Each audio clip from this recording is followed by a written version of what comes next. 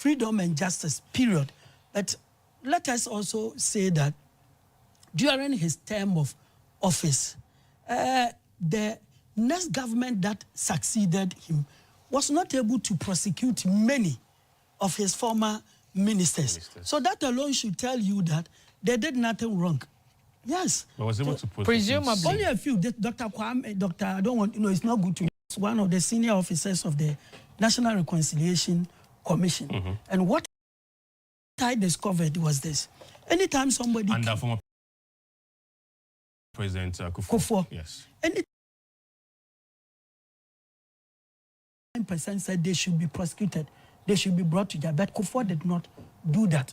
Because he wanted to come across as reconciliatory. Some Tanzanians always call for accountability.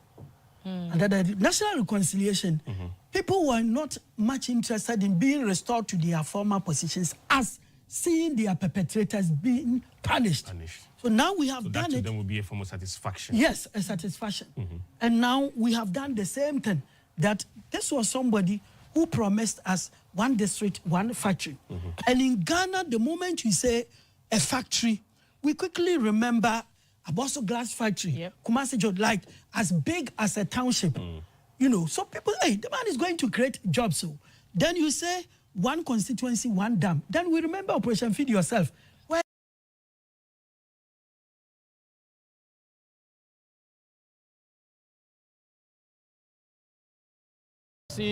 in a very excellent manner so that any other person succeeding him can ride on his success. Thank you very much. The leader of the Green Army, the National Democratic Congress, Johnson Esiedu Ketia, as well as the second man to the lead himself, Fifi. I'm sure he's so excited. This is what you have been looking for all these years, 8 years in opposition, isn't it? I'm not too sure about it's as simple as that, but let's just say that it's been a hard battle and a victory won. Right. But not final thoughts, let me say, as Akufo-Addo leaves government, how would you generally rate the governance, the governance of Akufo-Addo? Do you think that he has done some, he couldn't do all, or you think that generally was that bad? For me, even the economy is not even the issue, but the very, what I call, I don't know how to, it's almost as if it's the level of depravity, the degeneration, the immorality of the leadership. That has been for me the biggest issue. I mean, in Kufuor's government, I wouldn't say it was the best, but compared to what we have seen over the last 8 years, it's absolutely a disaster. How low not to sink. No government into the future should sink as low as we have seen done. The selfishness, the greed, the deception, the arrogance, the insensitivity. In fact, the thinking that somehow the people of Ghana are not intelligent and therefore you can continue deceiving and gaslighting them. For me, those are the truth. It's the truth. It's the truth. That, I mean, we've been in government, so we clearly know it's not an easy process. So I do not anticipate that it's going to be easy even for we coming back into office. But there's a certain minimum of values that you must have. A leader must have to tell the truth. I've not seen a lot. Must have the capacity to be humble, drop of value after another. And the resulting election is not an asset. So the people of Ghana showing their revulsion, their anger at the level of arrogance and insensitivity, the greed, the selfishness. I mean, I only pray for the sake of Ghana that no future government drops as low as Akufo-Addo and Bawumia drop this country. All right, thank you so much. That is Fifi Fiavikwe, the General Secretary of the party.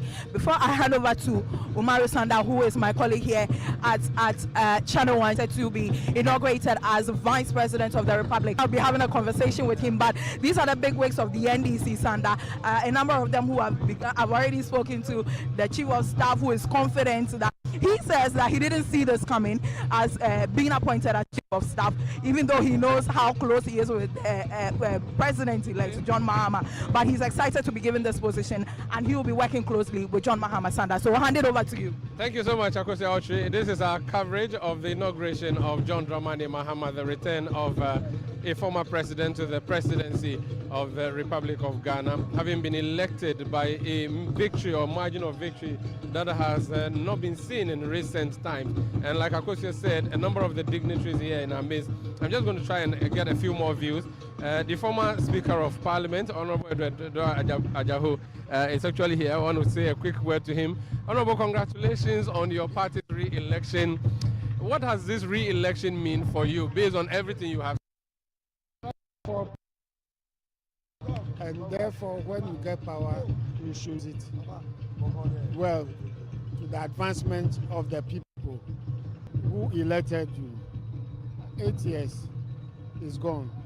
A new era has come.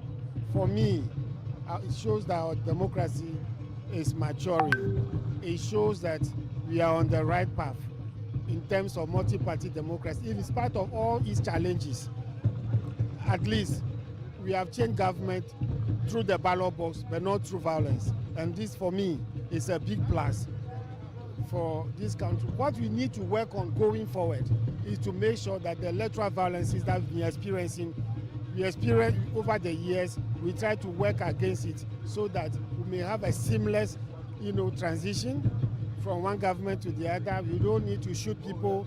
We don't need to shed any blood in actual fact in order to, to win political power one way or the other. I think that this is a plus for Ghana's democracy. Interesting. Now, we'll talk more about the presidency, but let's talk about Parliament, an area you have a lot of expertise and experience on. You've seen what has happened. The victory is huge, but that victory could be a problem or a success for you, depends on how you use it.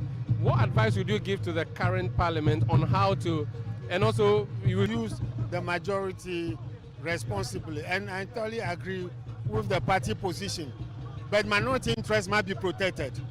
I'm a product of Parliament, and I have studied Parliament all through over the world. I think that we should allow the minority to have their say. Nobody should do anything, anyway, to frustrate them. But let us exercise that majority responsibly, and it should be the betterment of the Ghanaian people.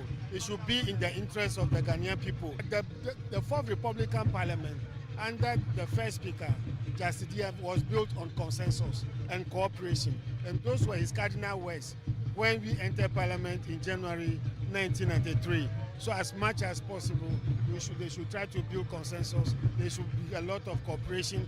Power should be exercised responsibly by the majority, and minority interests should be protected at all times. As President Mahama forms his government, we are mindful of the promise he made to choose at most 60 ministers.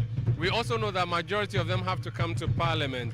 In fact, even if he chooses all 60 ministers from Parliament, he will still have 120 MPs without positions. How do you reckon he can deal with this issue? Well, I think there should be...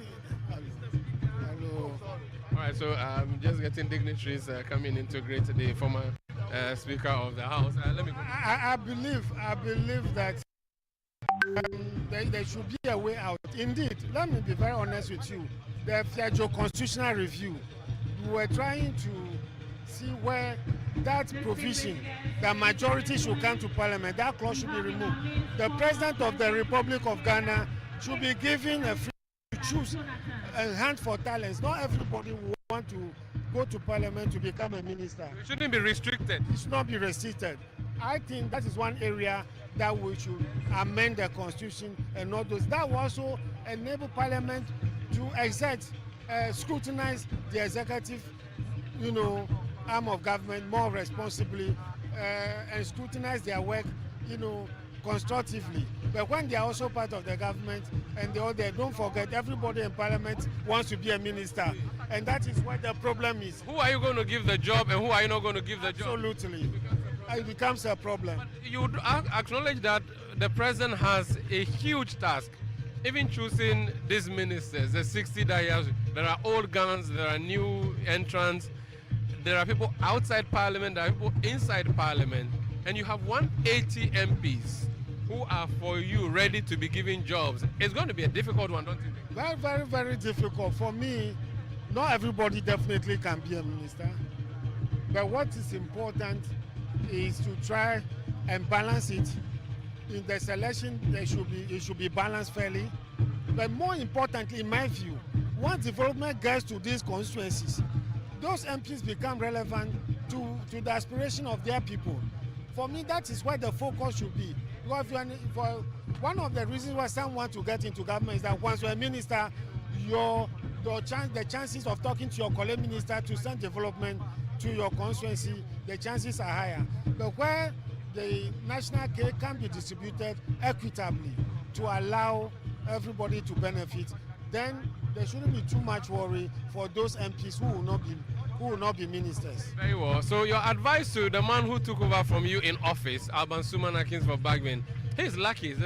I don't know if Alajete did twice. Did DF Anand, did he do twice?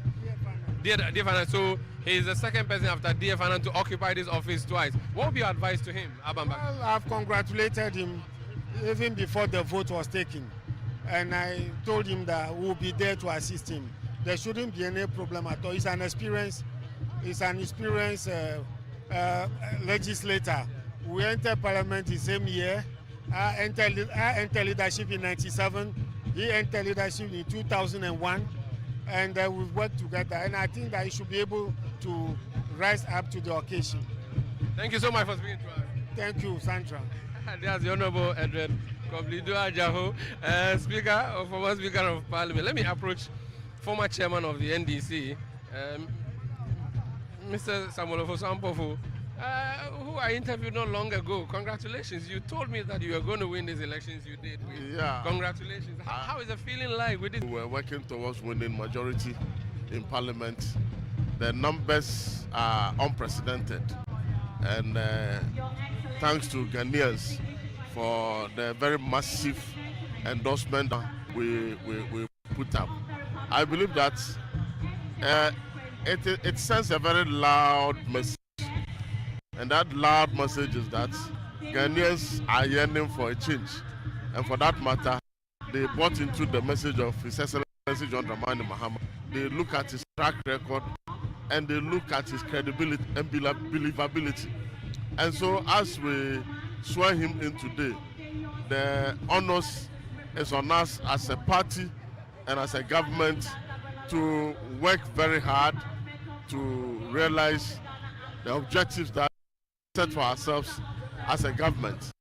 And I believe that His Excellency John Dramani Mahama will settle down very quickly and hit the grounds running. Of course, we are the ground too much in a hurry because someone was in a hurry but ended up missing the point. I think that you don't want to be in a hurry. No, you want to take your time. He will take his time. But time no day. I'm saying that you will not be too much in a hurry, but he will take his steps very well and work according to the strategy and plan that he has put in place. 120 days, what he wants to deliver for Ghanaians. 1 year, what he wants to deliver for Ghanaians.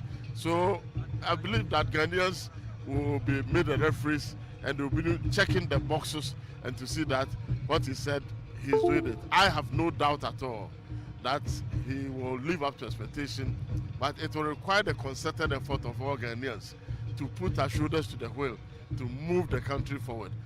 No, we shouldn't think about only what the government will do for us, but we should also think about what we can also do for the government and for that matter for Mother Ghana to make progress. And that is my clarion call, that wherever you find yourself, do the little that you can to support His Excellency John Dramani Mahama. Again, for the first time in the history of this country, we are having the first female vice president of the Republic. And I believe that it is an honor to womanhood. And so women must rally around her and all of us must support her to succeed, because her success will be the success for women not only in Ghana, but in Africa and the world at large. How huge a task do you think is Mahama faced with in forming the government, in running the administration for the next 4 years? Well, one of the daunting tasks he will face is how to pick his ministers, because he has indicated, he has oh, come on, Yeah. he has indicated that he's going to appoint not more than 6 ministers, and he has about 183 members of parliament. So there's a huge pool for him to choose from. But the good thing is that he has been around for a very long time, and I believe that President Mahama knows everybody's capacity, and I don't think it will be long for him to name his expectations. Will be very high, but let's manage our expectations.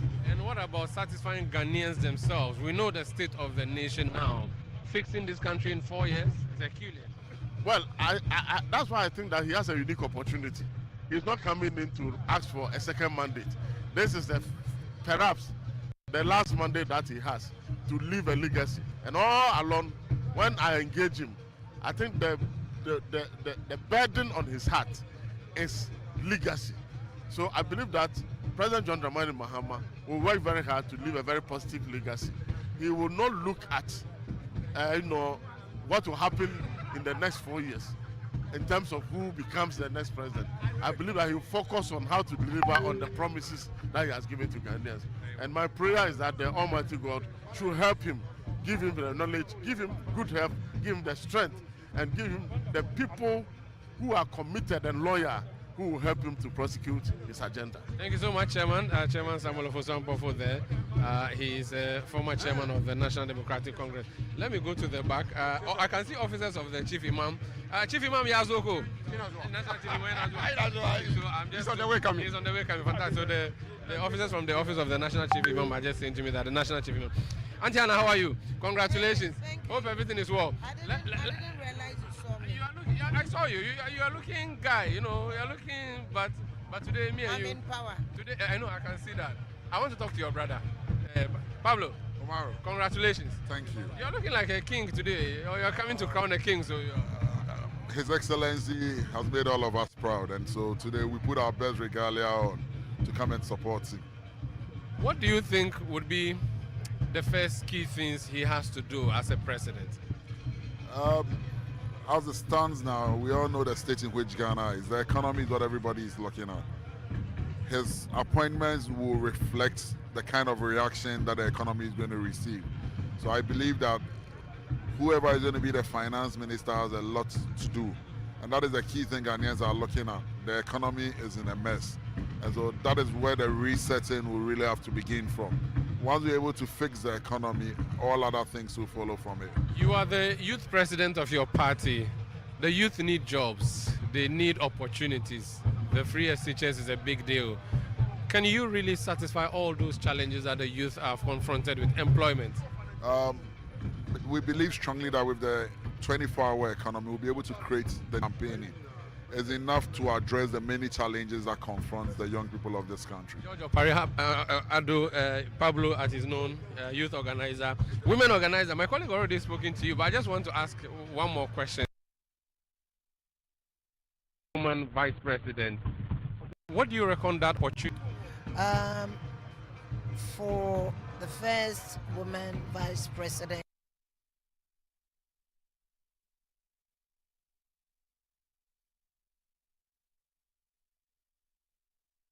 the way for the Ghanaian, the girl child, to also be encouraged. That it doesn't really matter where you come from, how you started it, but how you go about it matters. For us as women, this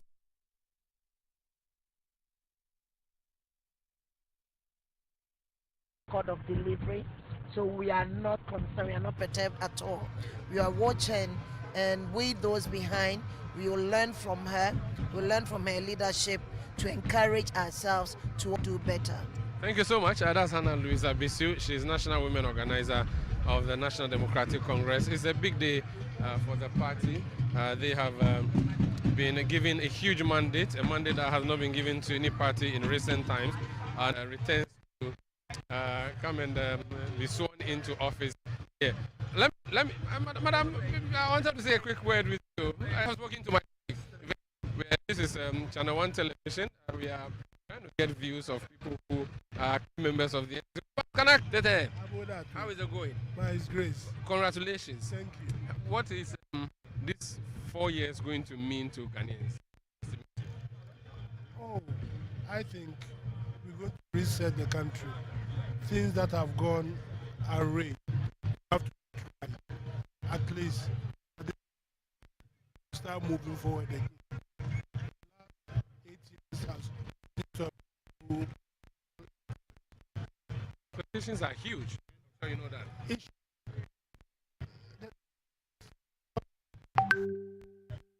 A very, very dramatic thing. People are hopeful that it's better, and it's up to us to ensure that whatever it takes to ensure that the expectations are met, this new government. You know that.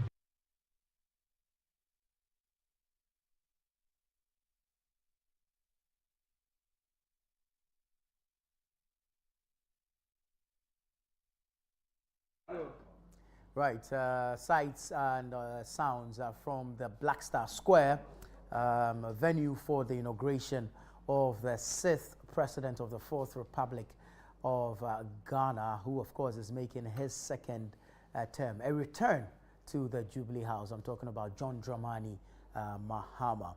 I'm still in studio with gentlemen, Caleb Kuda and Larry Dugbe, and of course we're looking at all the issues regarding the inauguration, preceding the inauguration, and of course expectations from the incoming administration by Nana Addo Dankwa Akufo-Addo.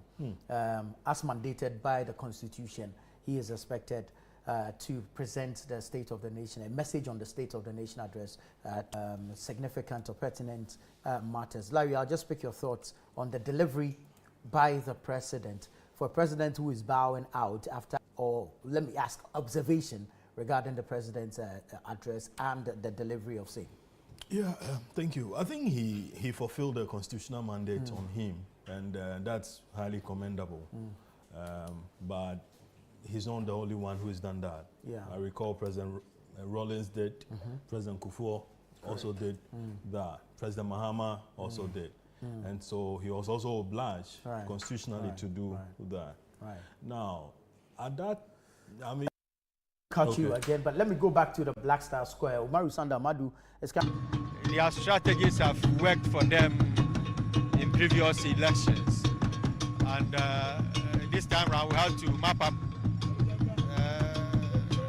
capitalize on, and play to our advantage.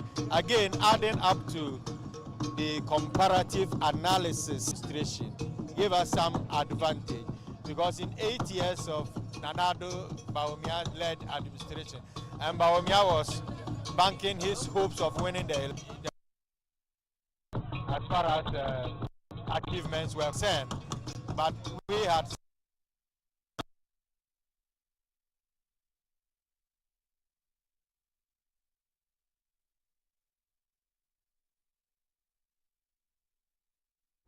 Well, Umaru Sanda Amadu engaging Joseph Yamin there.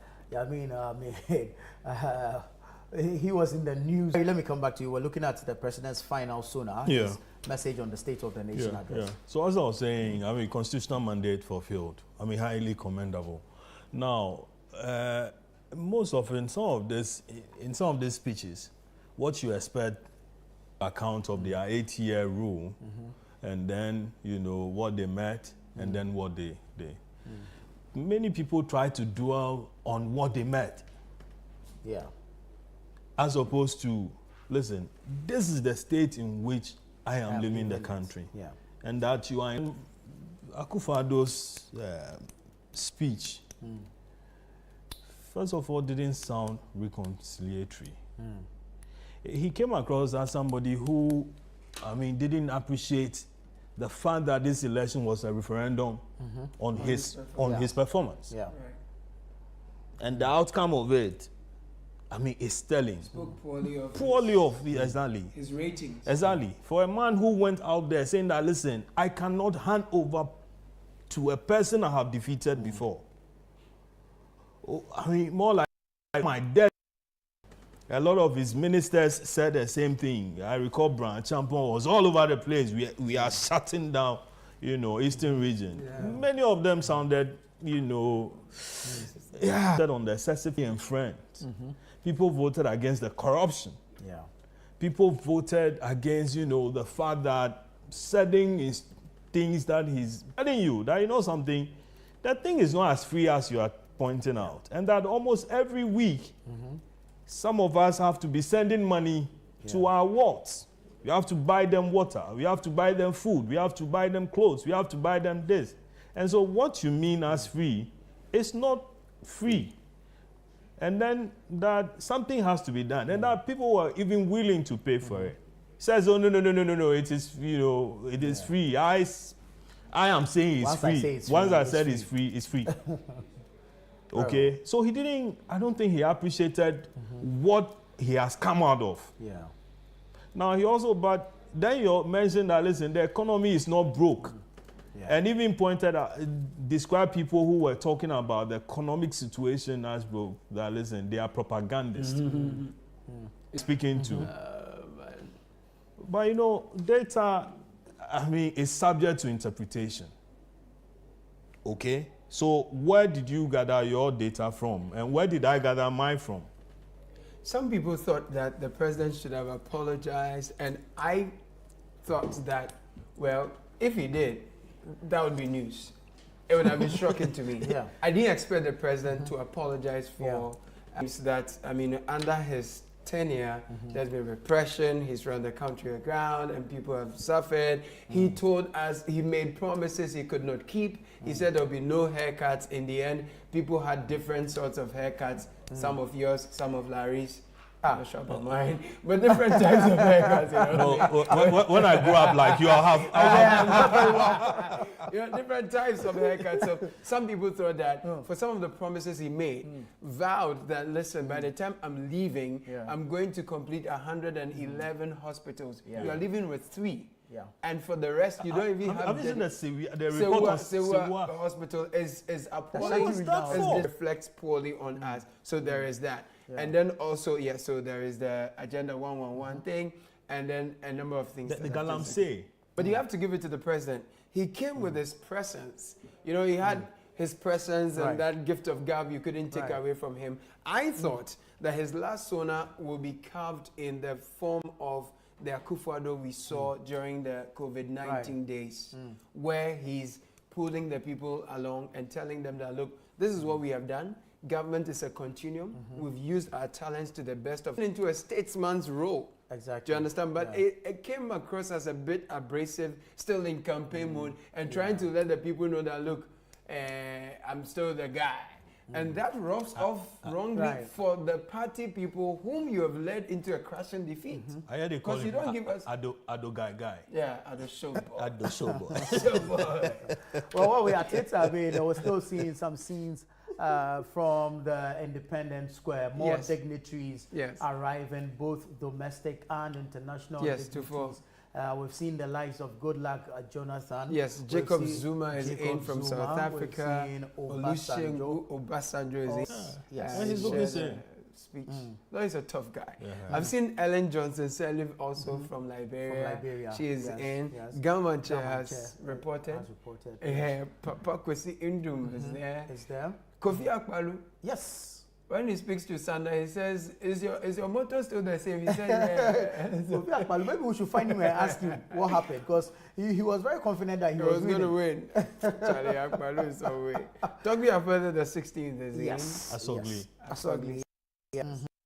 The Rose Royce. The Rose Royce. I did. Yeah. I took notice of that. But let's look at, I mean, the aesthetics there. And My word. The makeup of, I mean, it's supposed to be, to mimic the setup of Parliament. And so let's look at what has been done so far and how appealing it is to the eye. I mean, if you ask me, statistically, this is probably the best inauguration ceremony. It looks and organized. It's orderly. Yeah. Very organized. I've been to a few of those, orderly. and Jesus Christ. It was chaotic. It was chaotic. It was chaotic. All over the place. Yes, to a point where all the media people, you know, had difficulty even taking shots in the first place. And those who had the opportunity were virtually entering,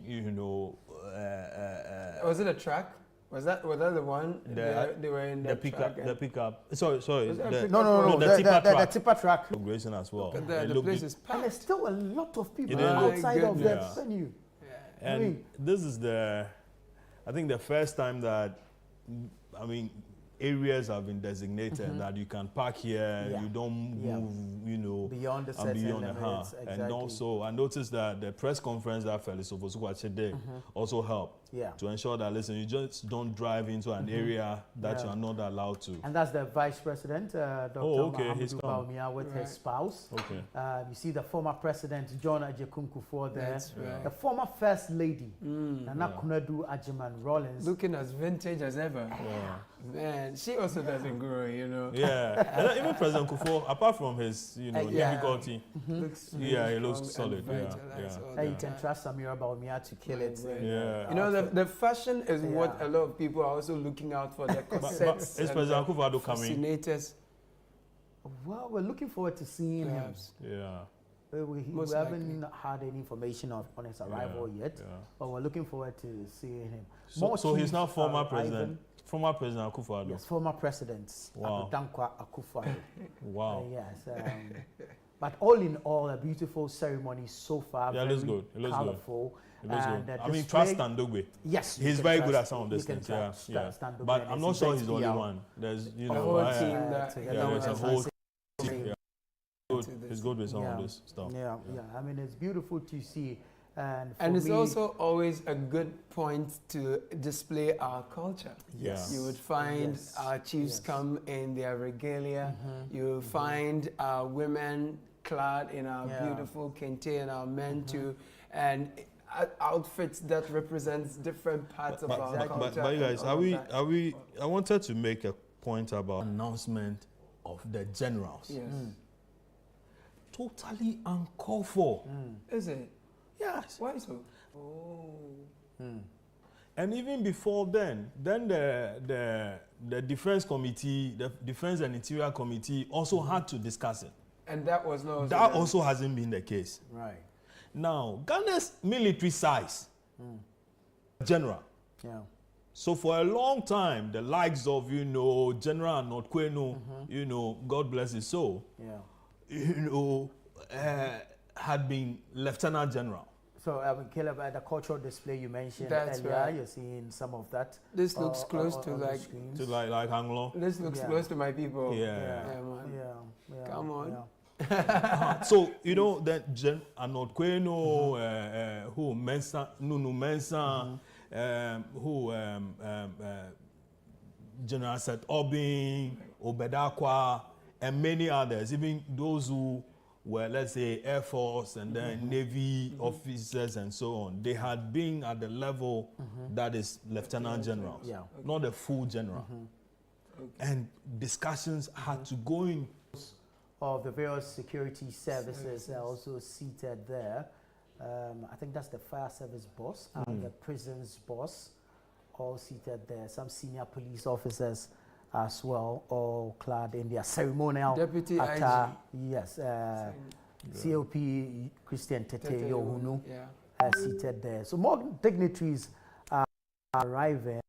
Former president Nana Akufo-Addo will be at the ceremony. I want to get used to it. We are aware, Larry. No, I know you are aware. We are all aware, but I want to get used to it. I think his posture was that it was never going to come. Oh, well, it's not, we weren't running a monarchy. No, I think he had to give it to him. The Americans call something chutzpah. It's like confidence and charisma. When he enters the building, you see him. It's time charisma. Did you experience Jerry Rollins' charisma? Okay, fine. That's a different level. That's a different level. I think every individual and what has they their bring own to the presidency and how they run the presidency. I'm seeing a chair being carried though. Yes, I'm trying to see which chief Larry, why are you laughing? is this. No, the chair you mentioned. Represents No, this one is a traditional chair. Yeah, okay. Yes, clearly not the Otum for himself. The umbrellas speak, don't they? A representative. Yes, so right. there are different umbrellas. My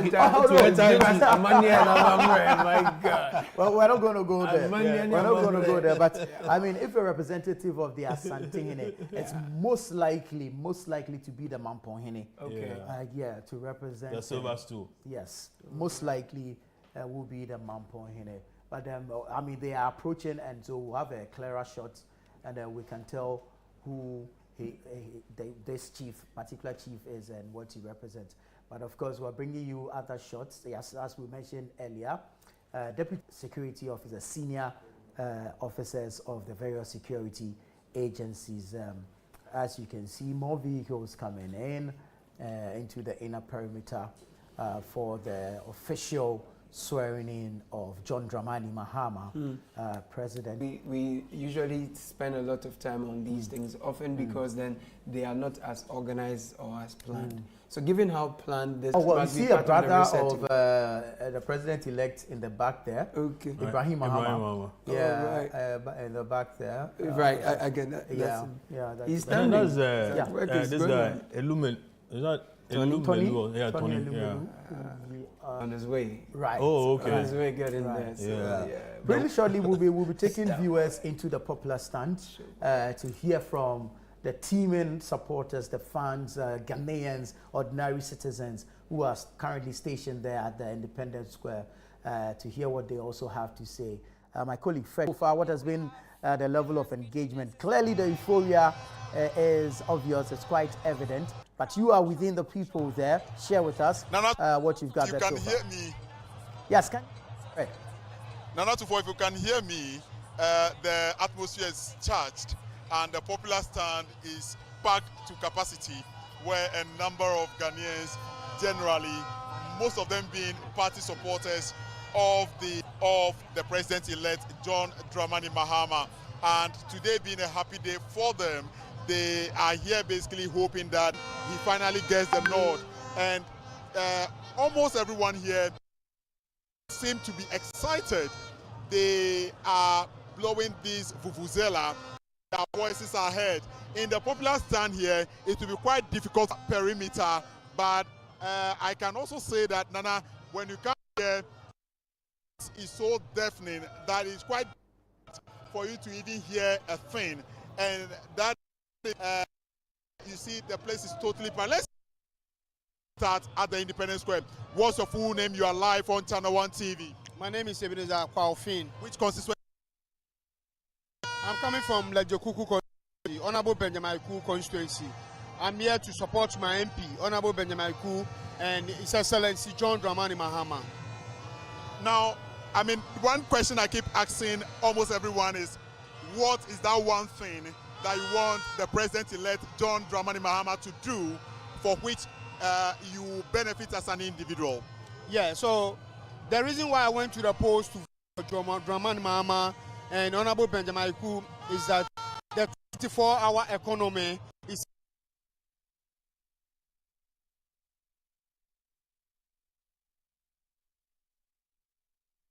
as to bear it. So I believe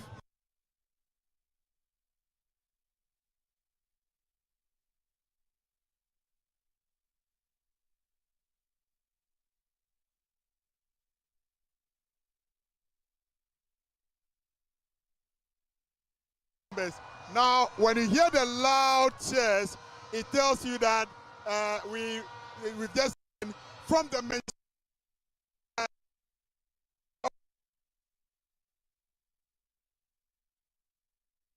to the has arrived because see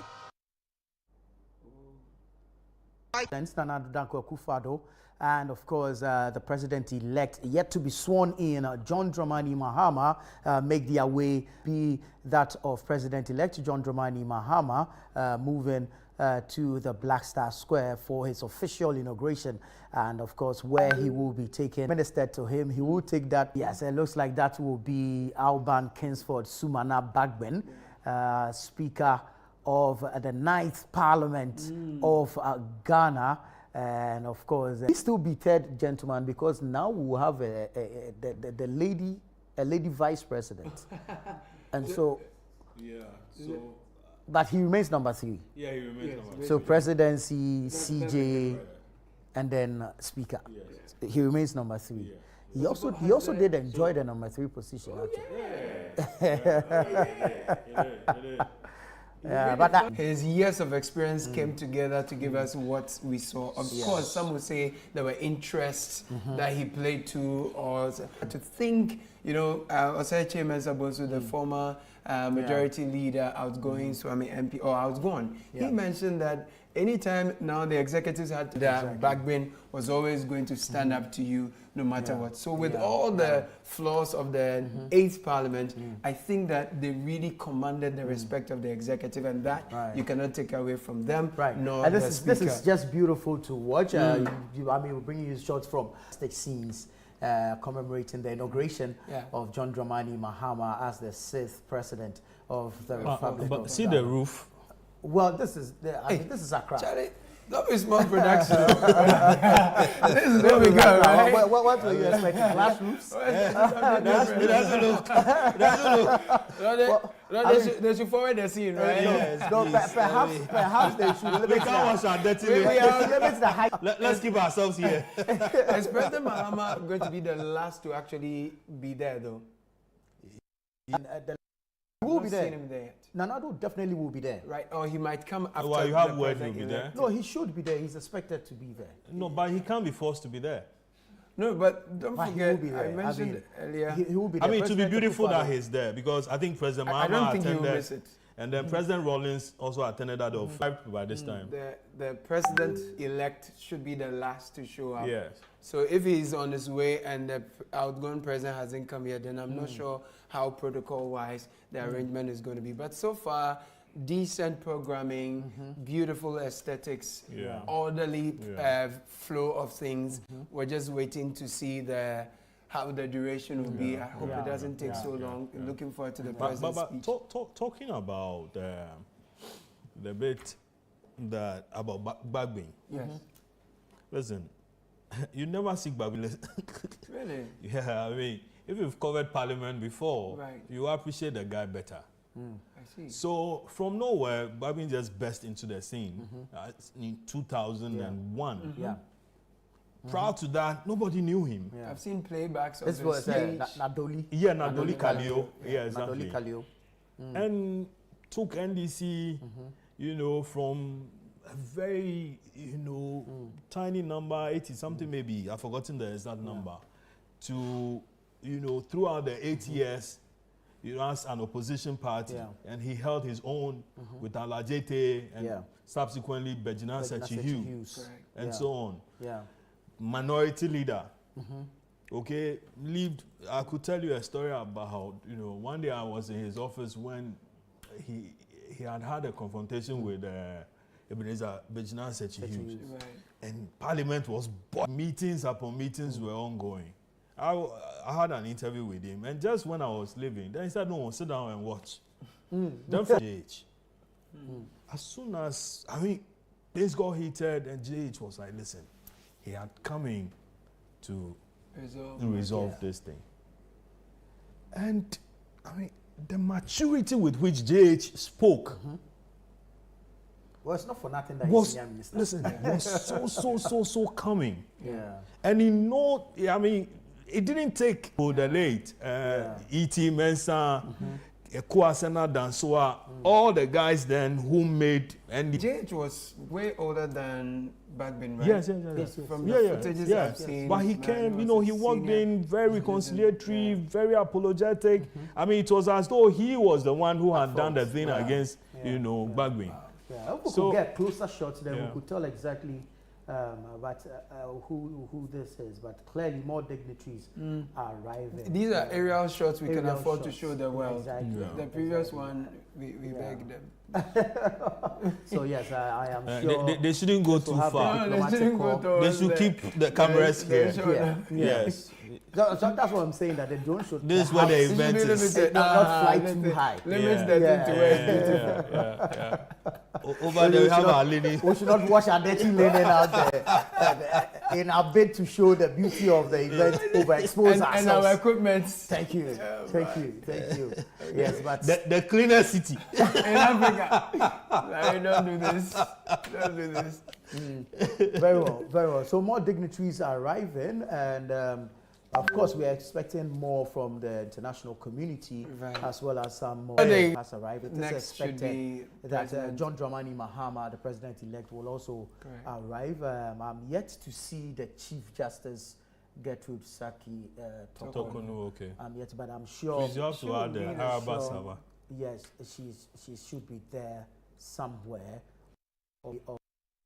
And then, of course, the official ceremony will kickstart, and then we'll hear from the president-elect, who will soon be sworn in as sixth president of the Fourth Republic, to serve of his second term. He has 4 years to serve, and so from here on, I think it's serious business. And now, absolutely.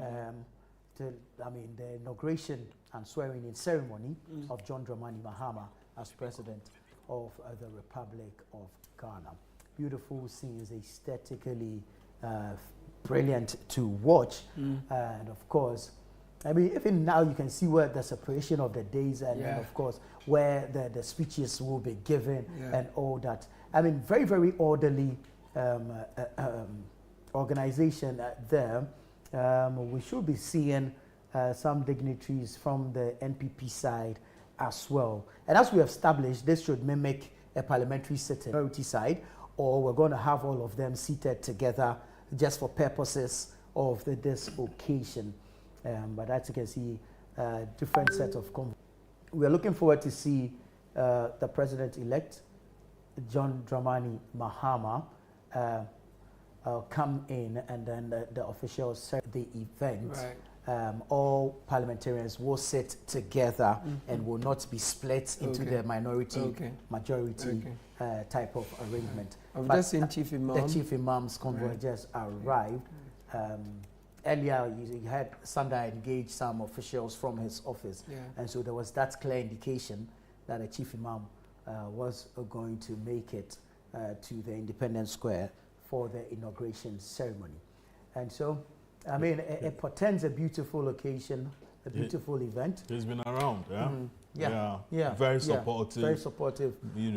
Supporting consecutive governments over the period. Playing that statesman role. And it's quite beautiful. It's actually very beautiful. I'm told it was the creation of the Jerry Rawlins's PNDC. There are something like National Chief Imam, and so it was created, and he's acted very maturely. He's been like the father, the religious head or father of the nation, as far as Muslims are concerned. Played very key roles in diffusing tension. And anytime it's heated, and you call upon him, he comes in. And for the likes of people like the National Chief Imam, and considering his age, it is important, like you were saying, that events like this are kept within time. Such an event. Let me reiterate the point I made much earlier, just in case the organizers are listening. It's our culture, it's our habit where we meet, wherever we meet, when we attend as Ghanaians, by the time we disperse, there are empty bottles, we just drop them there. So when we meet in our thousands like this, from the inner perimeter to the outer corridors, it will be everywhere. But my appeal is that while we clear things after, but I'm saying while it is ongoing, we should provide bins and conscientize people that do not drop, do not litter. The research should start from today in terms of our timing, how as they say, and everything. So today, it is expected that all guests will be seated. Members of the diplomatic corps will be around and seated. Members of parliament seated. Then there will be the arrival of former presidents, which we have seen. John Ajekum Kufuor there, and of course Nana Addo Dankwa. I'm told Nana Addo is still the president.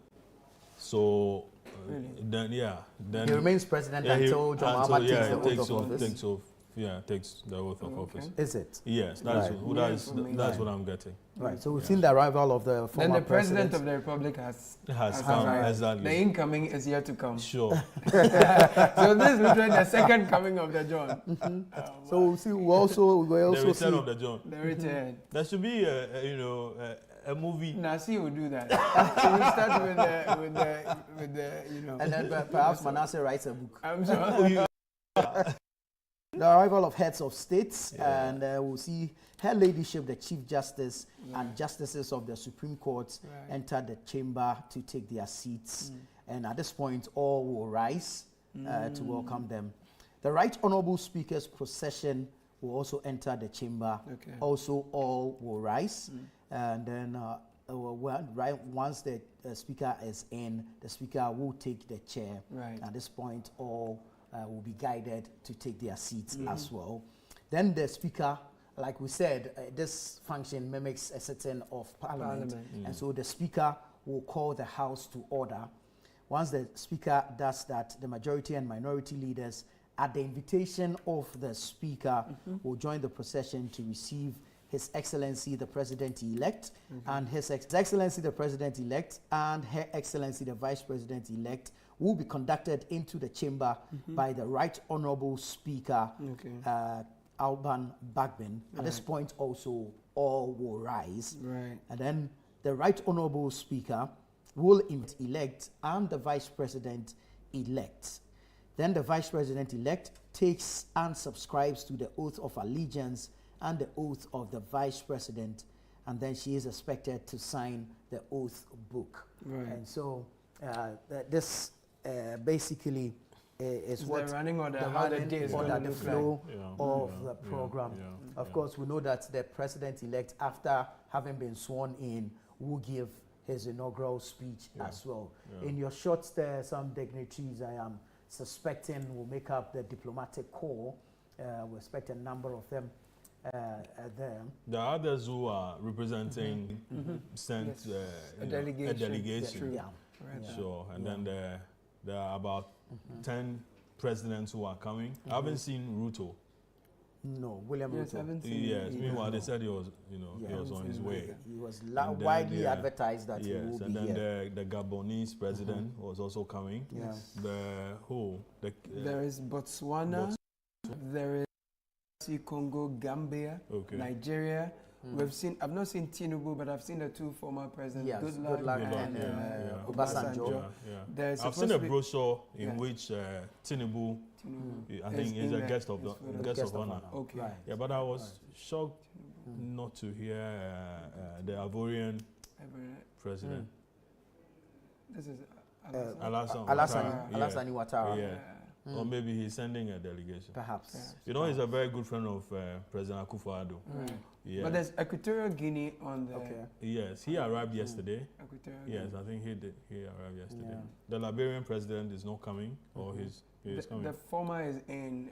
Ellen Johnson said. Excellency. And I've seen Uganda here, Gambia, Guinea-Bissau. Namibia, they have their first female. Your people. Oh, yeah. So you are enjoying that thing. When we're done today, we'll Dr. Stephen Yenusobwegam. That's right. Yeah. Oh, I see my chairman also, Apostle Eric Nyamiche. Oh, cameraman, wait and let me see my chairman. Well, this will be a problem with the switcher, not the cameraman. Oh, right, you're right. You're right. You're expecting communion this Sunday. Oh, that was last Sunday.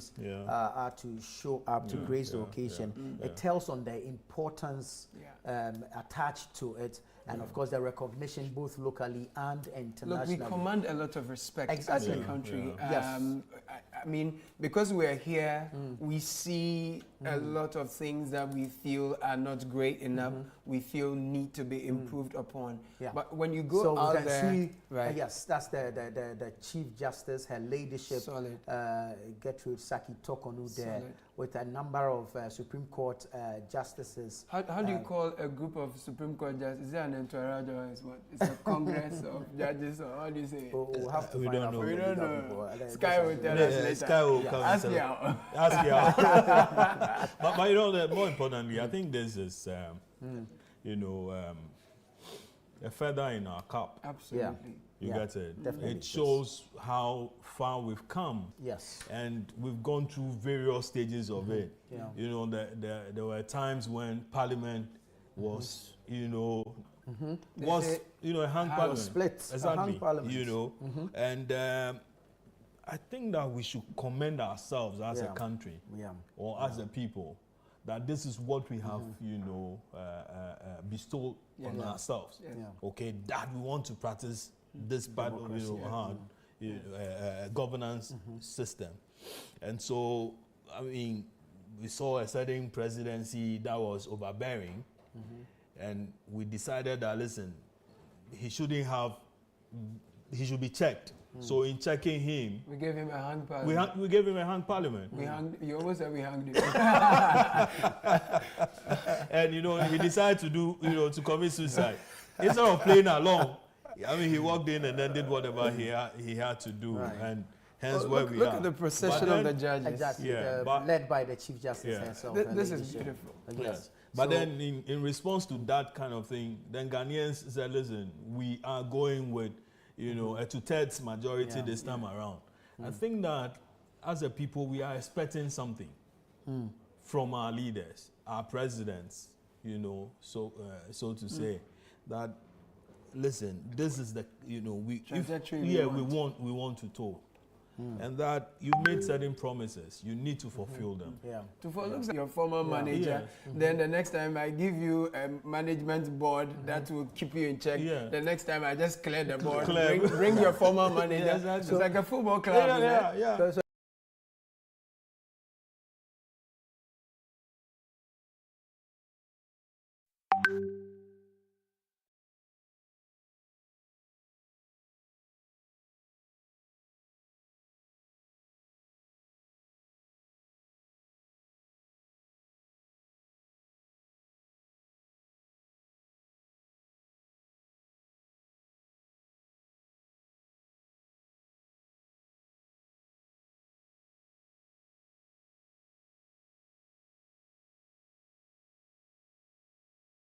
It's more like a performance rating agency. I'm telling you. But that bills.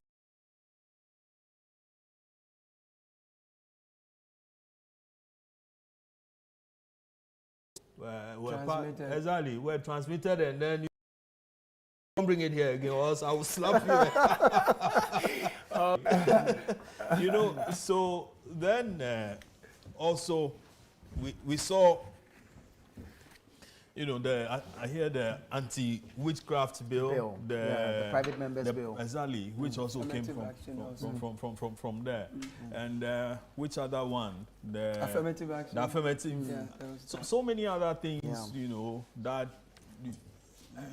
were to give us a country good rating internationally, that it's good for us to go the democratic way, or leadership of parliament there in your shot. Dr. Kessie Forson, majority leader, and to his left, Alexander Penyomakin, the minority leader. Is that not Valerie Soya? Yeah, yes. Sitting there, that's Mahama Idrisu. Right. Yeah. It's such a beautiful relationship between Penyomakin and Kessie Forson. Not same was seen between Chemesa Bonsu and Haruna Idrisu. I mean, they may have not publicly. Not publicly, yes. Yeah. But for these two, there's a public display. They were very, very good friends. Yes. And then Che and Gbagbin, two solid friends. Exactly. Because there was a time when Gbagbin had to go to Che's constituency to say that, listen, make sure you bring... Yes, exactly. I remember and the goodwill that comes from it, and the perfecting of our democracy from, well, with all its flaws, transitioning from one administration to the other. How do we translate this goodwill and this perfection?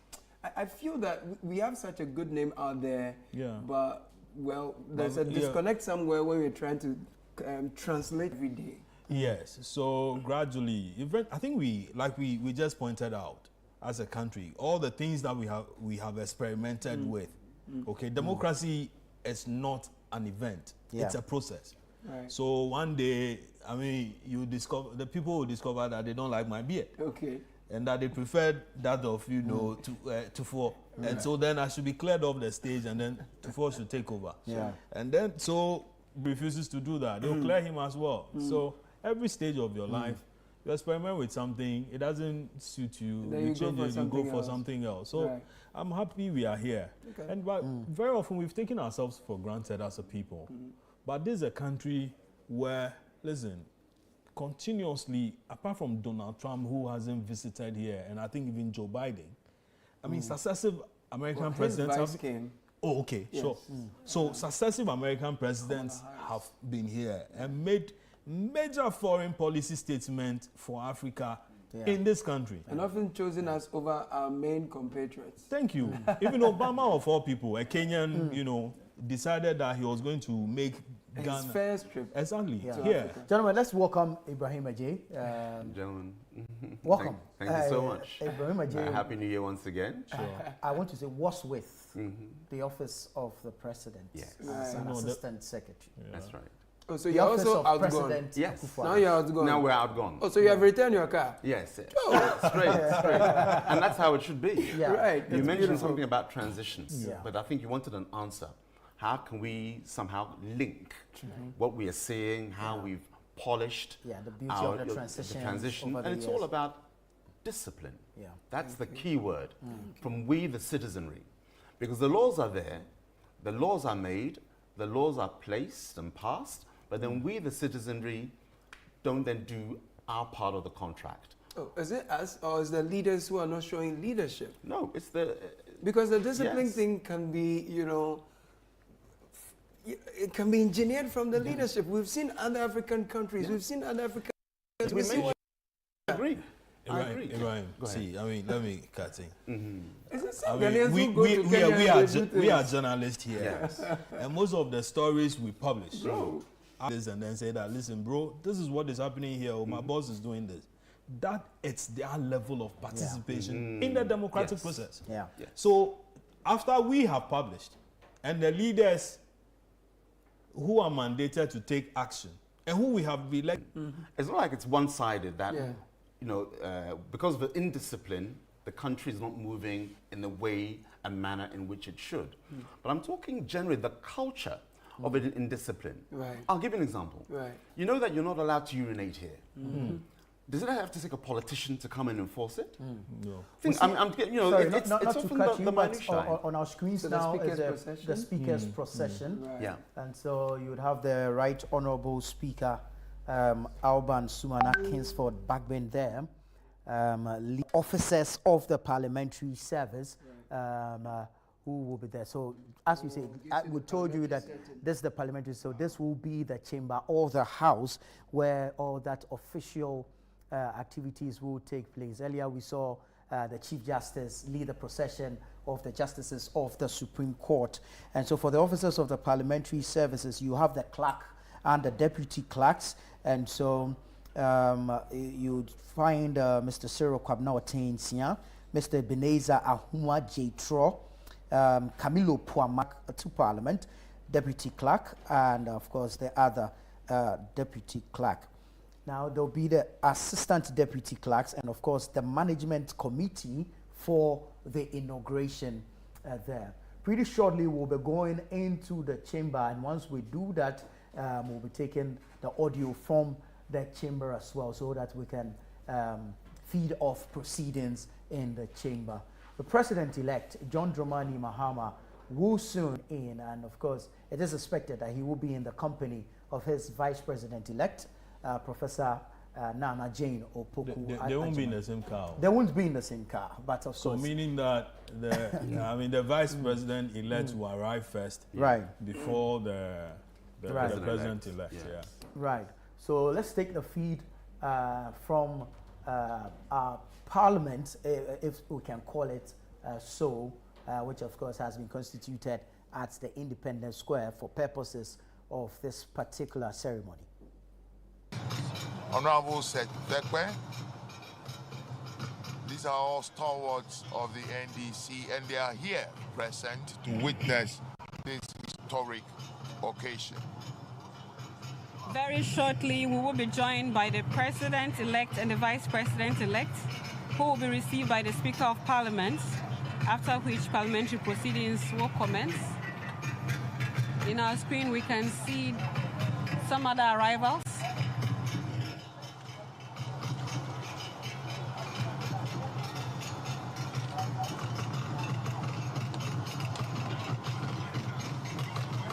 As mentioned, we have various security agencies supporting the Ghana Police Service to provide security. Some of the duties include crowd and traffic control.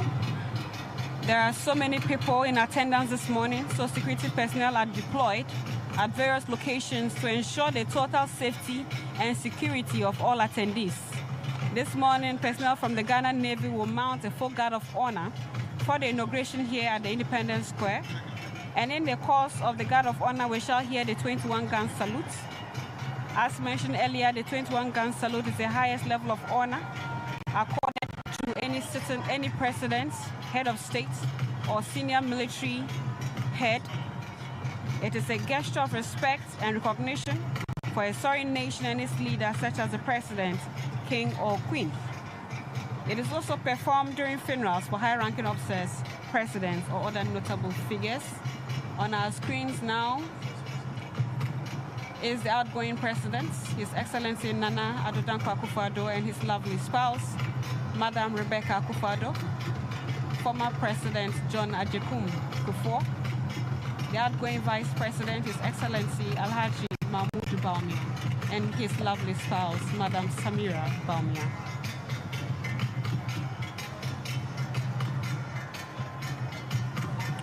I can also see on the screen the MP for Ada East, Doyo Gansa, and Kofi Adams. Is he the MP for Gwem? I should think so. You don't have your screens. More arrivals in your screens. And you can see that the Blaster Square here is packed to capacity.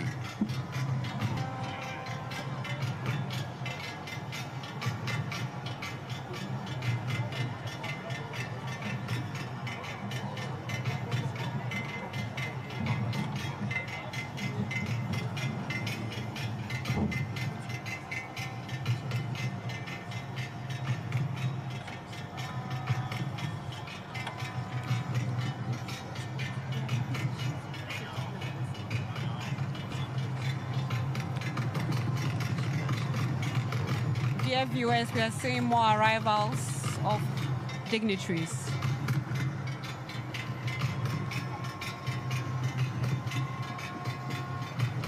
I bet a lot of people here are just waiting for the arrival of the president-elect and the vice president-elect.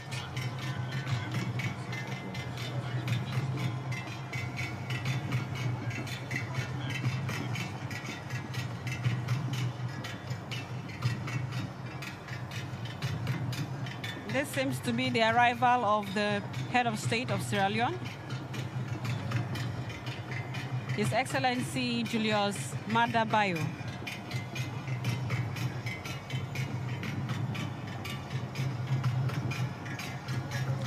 We have how many heads of states here? 19, I think. 19 heads of states, 5 former presidents, 3 prime ministers, and 5 ministers, with several delegations from across Africa and the whole world. I hear there's a U.S. delegation too in town to witness this historic event. Exactly. The United States President, His Excellency Joe Biden, has sent a high-powered delegation to witness this event as well. We can't count out the party supporters who are also here in their On numbers. your screen now is the minority leader, Mr. Afenyo Marking, Honorable Afenyo Marking, and Valerie Sawyer.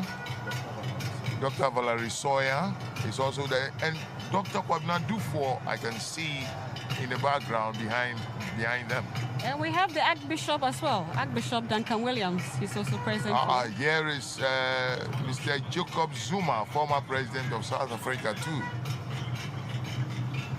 As mentioned, the audiences are from wide and vast, from Africa, from the world, within Ghana. It's just massive. The attendance is massive.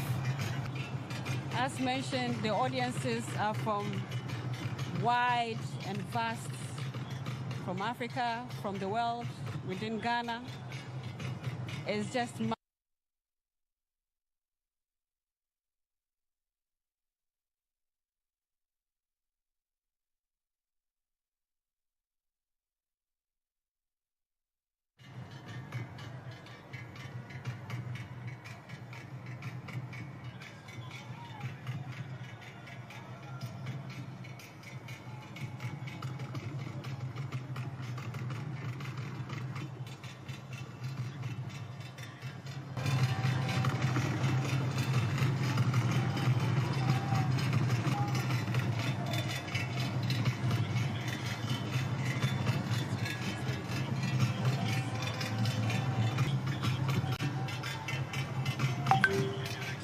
we have just seen the arrival of the Vice President from Equatorial Guinea, His Excellency Teodoro Obiang Nguema Mbasogo.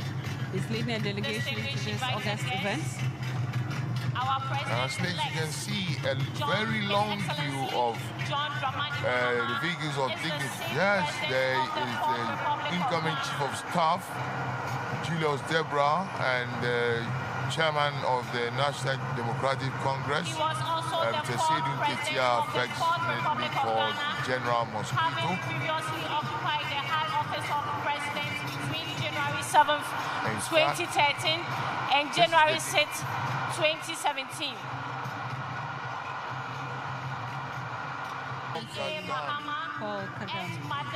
Then this is when I say historic, I really mean it.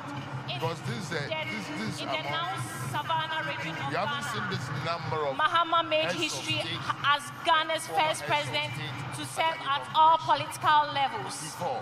He was a member of parliament for Bole Bamboy constituency, Deputy Minister for Communications, Minister for Communications, Vice President of the Republic of Ghana, and President of the Republic of Ghana. Historic moment we are witnessing 19 heads of state, 3 prime His Excellency 5 former heads Mahama considers the combination of histories, communication, and social psychology courses he studied for his undergrad and postgraduate degrees.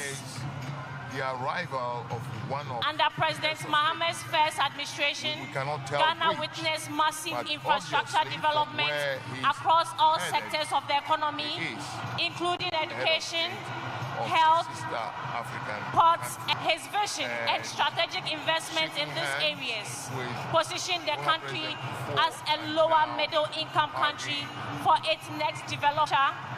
President Mahama is passionate about investing in people. On your screens. Empowerment by appointing several women to prominent roles in his administration. In 2020, he made a groundbreaking decision to nominate Professor Nana Jane Opoku-Agyeman as his first presidential candidate, making it a first for a major political party in Ghana. He repeated this bold decision in 2024, and with their victory, Ghana is welcoming his first female vice president.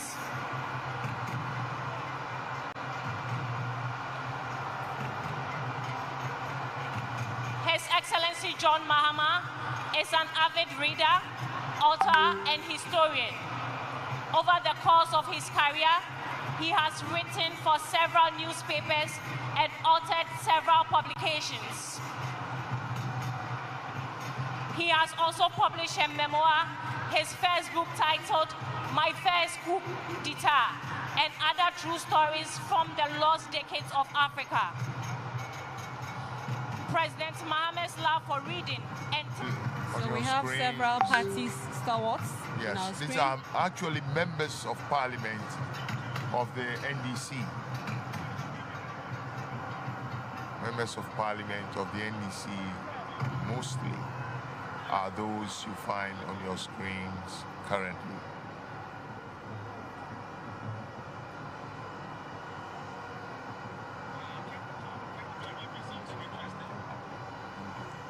And these are members of Parliament of the MPP on your screens, as more and more dignitaries arrive at the Black Star Square here to witness the May I now call the House to order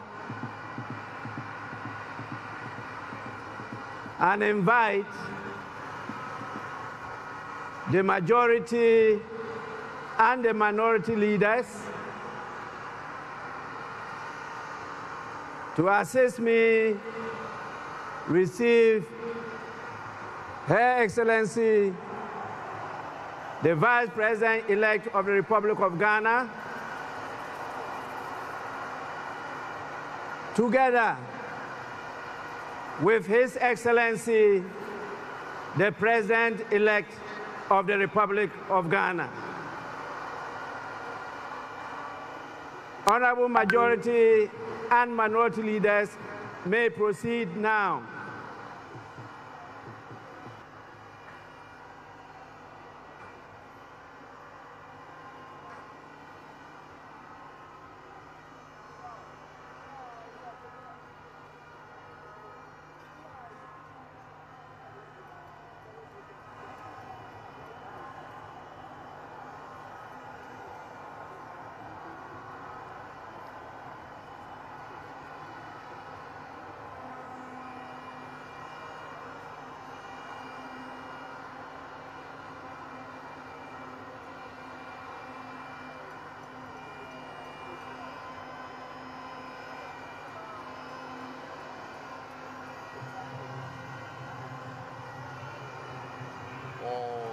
Accompany the Speaker of Parliament to welcome.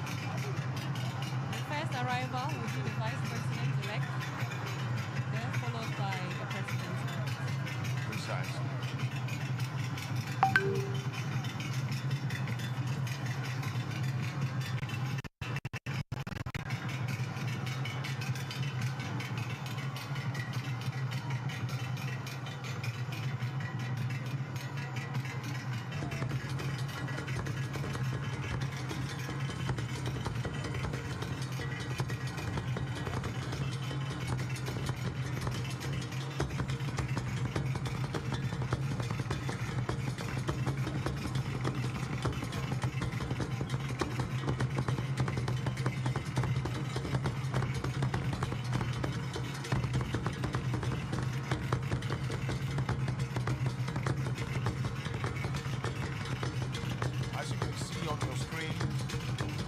These giant phantom from drums.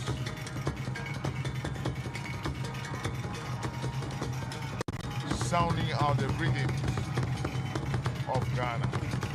And now we have on our screen the Vice President-elect to the grounds. The crowd is ecstatic.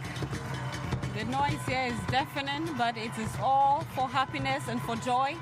We are witnessing a momentous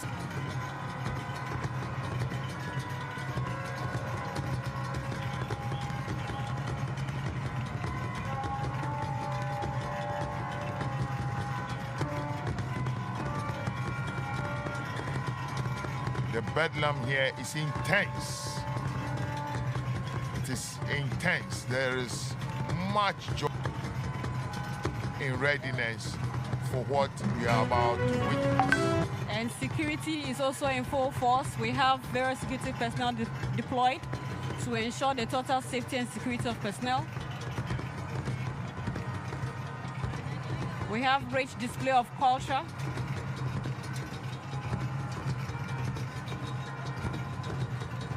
I believe that is... And that is DSP Mary Agamba. She's in charge of the police mounted squadron. Invited guests leading. are Arriving now is the President-elect of the Republic of Ghana, His Excellency John Dramani Mahama. Shall we all wave our flags to welcome him?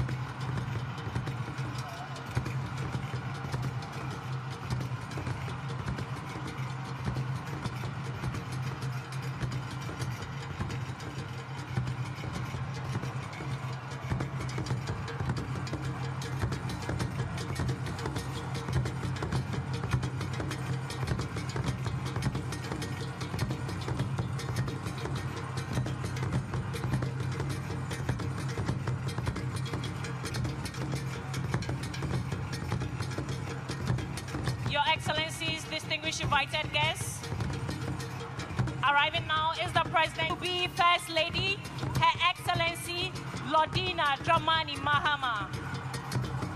Shall we all wave our flags to welcome him?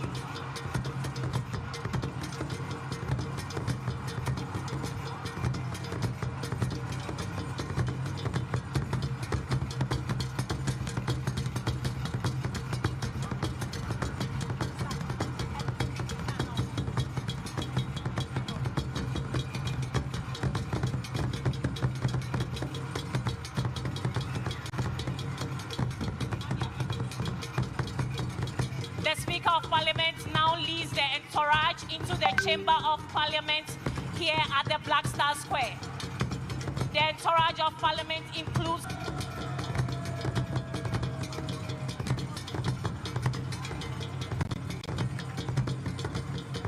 we will soon enter the Chamber of Parliament, and so the Speaker of Parliament will shortly take over. Shall we please rise as they process into the chamber?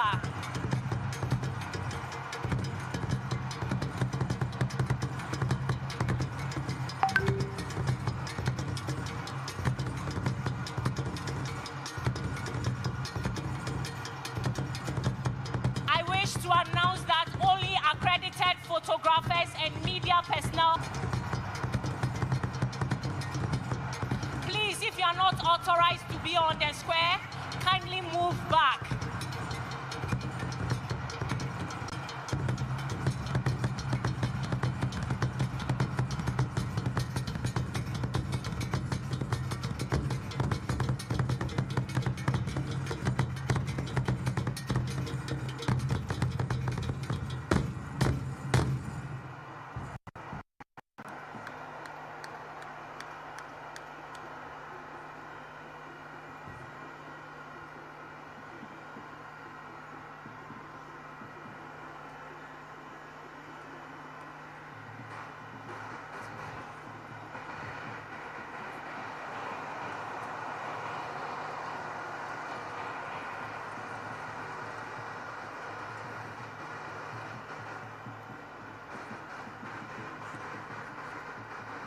Honorable members, you may now resume your seats.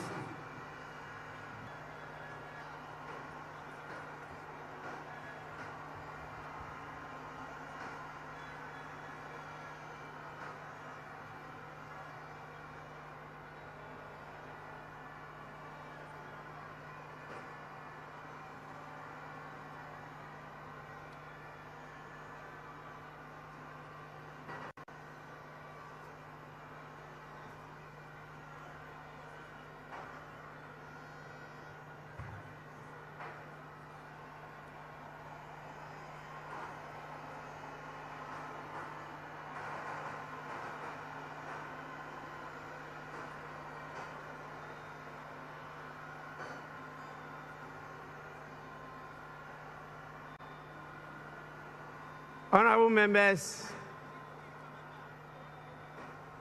I now have the singular honor and pleasure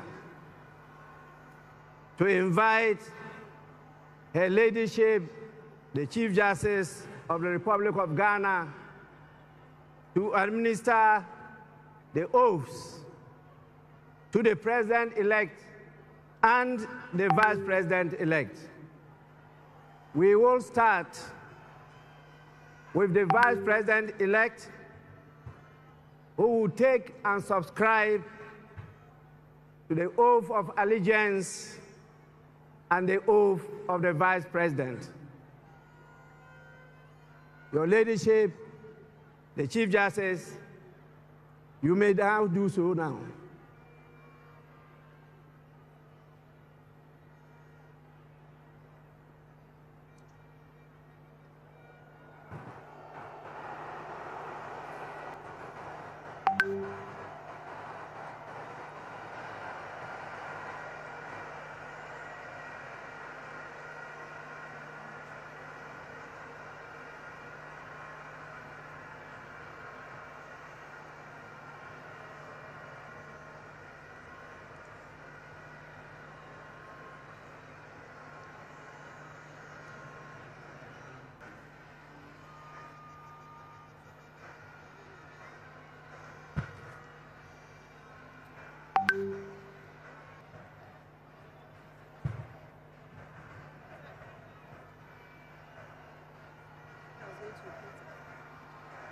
Your Excellency, say after me. I, Professor Nana Jane Oboko Ajiman, do faith and allegiance that I will bear true faith and allegiance to the Republic of Ghana, established that I will uphold Ghana, the sovereignty and integrity of Ghana, and that I will preserve, protect, and defend the Constitution,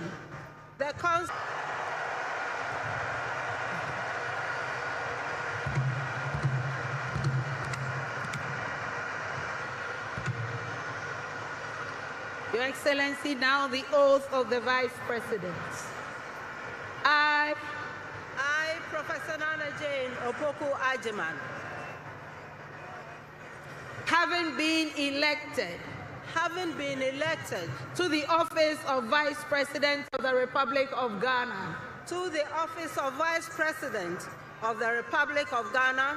do in the name of the Almighty God swear. Do in the name of the Almighty God swear that I will be faithful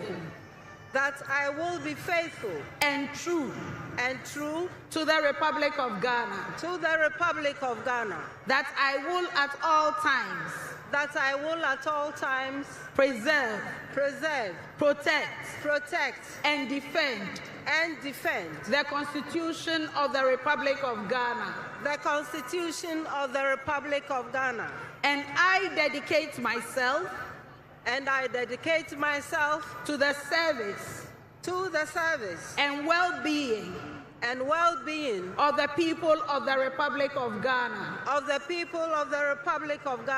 and to do right to all manner of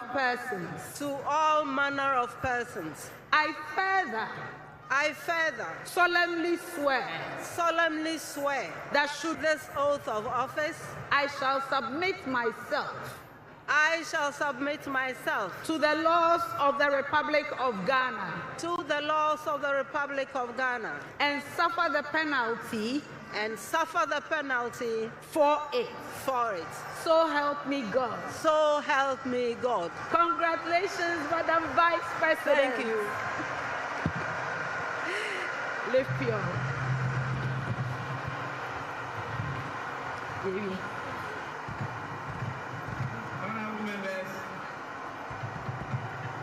The Vice President of the Republic of Ghana shall now sign the oath book.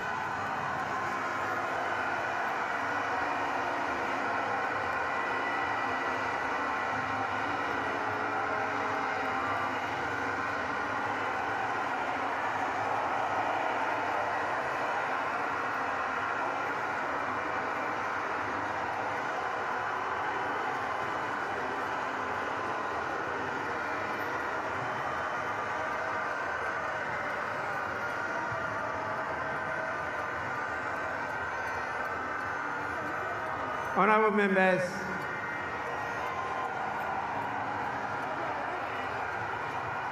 I now have the pleasure and joy to, on your behalf, invite His Excellency, the President-elect, to take and subscribe to the oath of allegiance and the presidential oath. Your Excellency, you may now proceed to do so. The presidential oath.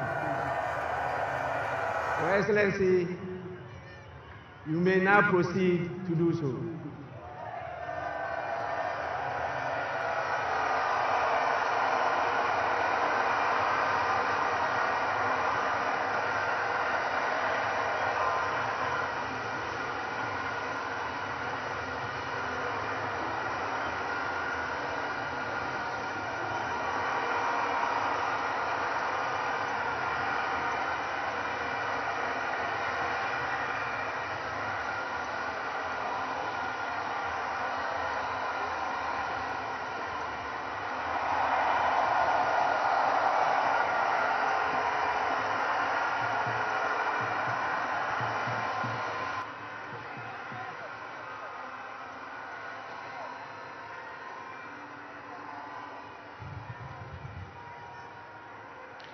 Your Excellency, kindly say after me.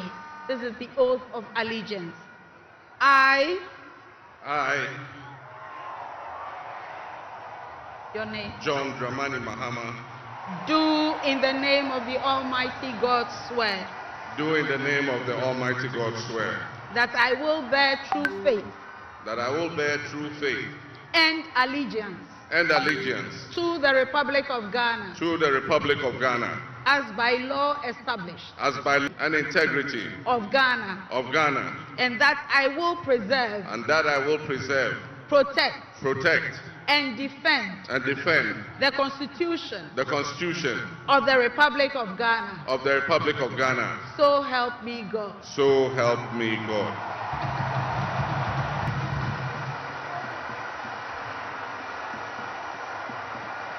Your Excellency, now the presidential oath. I, John Dramani Mahama, having been elected to the high office of President of the Republic of Ghana, do in the name of the Almighty God swear. Do in the name of the Almighty God swear. That I will be faithful. That I will be faithful. And true. And true. To the Republic of Ghana. To the Republic of Ghana. That I will at all times. That I will at all times. Preserve. Protect. And defend. The Constitution. Of the Republic of Ghana. And that I dedicate myself. To the service. And well-being.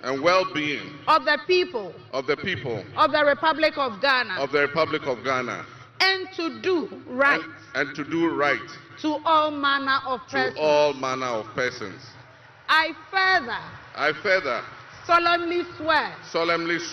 That should I. At any time. Break this oath of office. I shall submit myself. To the laws of the Republic of Ghana. And suffer. The penalty for it. So help me God. Congratulations, Mr. President. Let me be the first.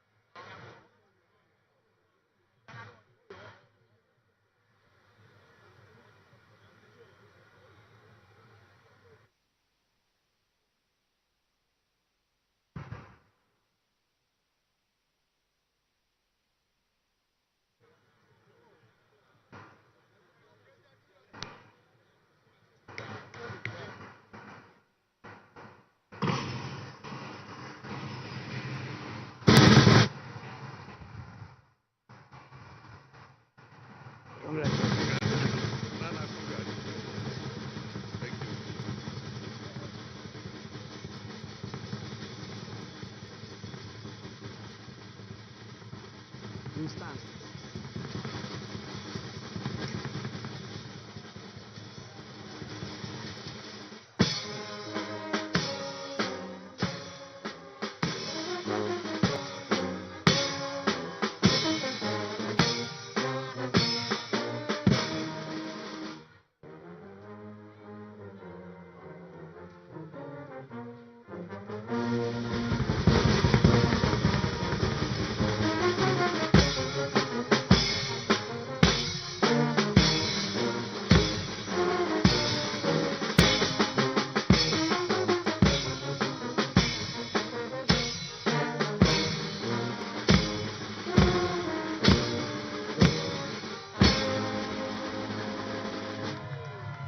Its pursuit of progress. Today, we celebrate a momentous occasion in our nation's history as we welcome the newly elected President, His Excellency, John Dramani Mahama.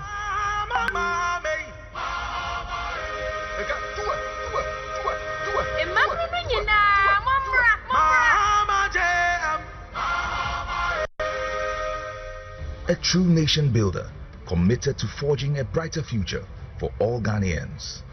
Modesty and above all, truthfulness. From the moment he stepped into the political arena, John Mahama has demonstrated an unwavering commitment to the people of Ghana.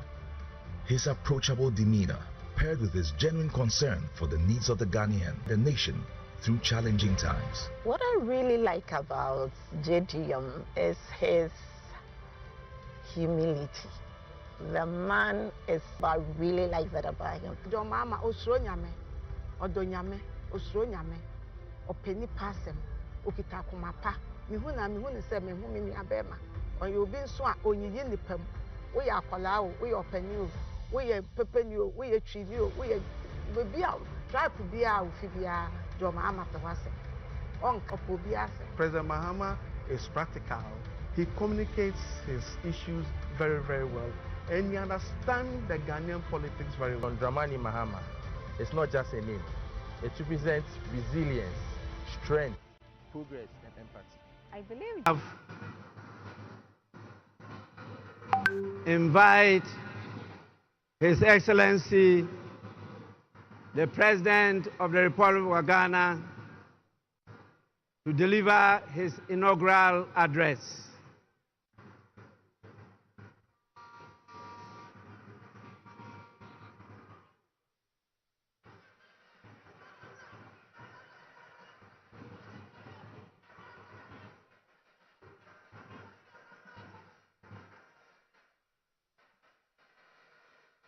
Hold it.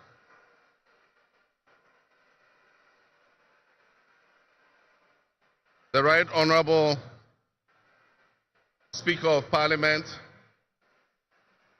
Honorable Members of Parliament, Her Excellency, Her Ladyship the Chief Justice, Your Excellency Bola Ahmed Tinubu, President of the Federal Republic of Ghana, and special guest of honor for this occasion, Your Excellencies, Presidents, Heads of Government and Development Agencies, Your Excellency Nana Addo Dankwa Akufo-Addo, and former Presidents, Your Excellency Dr. Mahamudu Bawumia, distinguished invited guests, ladies and gentlemen, my brothers and sisters, I wish you a good morning, and we give thanks to the Almighty God on this occasion. Our Father who art in heaven, we thank you for giving us this day, a day that offers me, your humble servant, a unique opportunity to work to reset our dear country, Ghana. 32 years ago, on January 7th, Ghana made its first and most successful democratic transition, a reset, with the swearing in of the newly democratically elected President, Jerry John Rawlings, of blessed memory. Our nation was returned to a multi-party democracy with a new constitution that went into effect, and the Fourth Republic was officially established. In 1993, we made our fourth attempt at establishing a democratic system of government with term limits based on free, fair, and transparent elections. The handover of power on January 7, 2001, between former President Jerry John Rawlings and at the time the newly elected President John Agyekum Kufuor, tested that reset, and our nation passed with flying colors. So today, with my induction as the new President of the Republic of Ghana, history is being made once again. And it is a history worth repeating every 4 years with each newly elected president.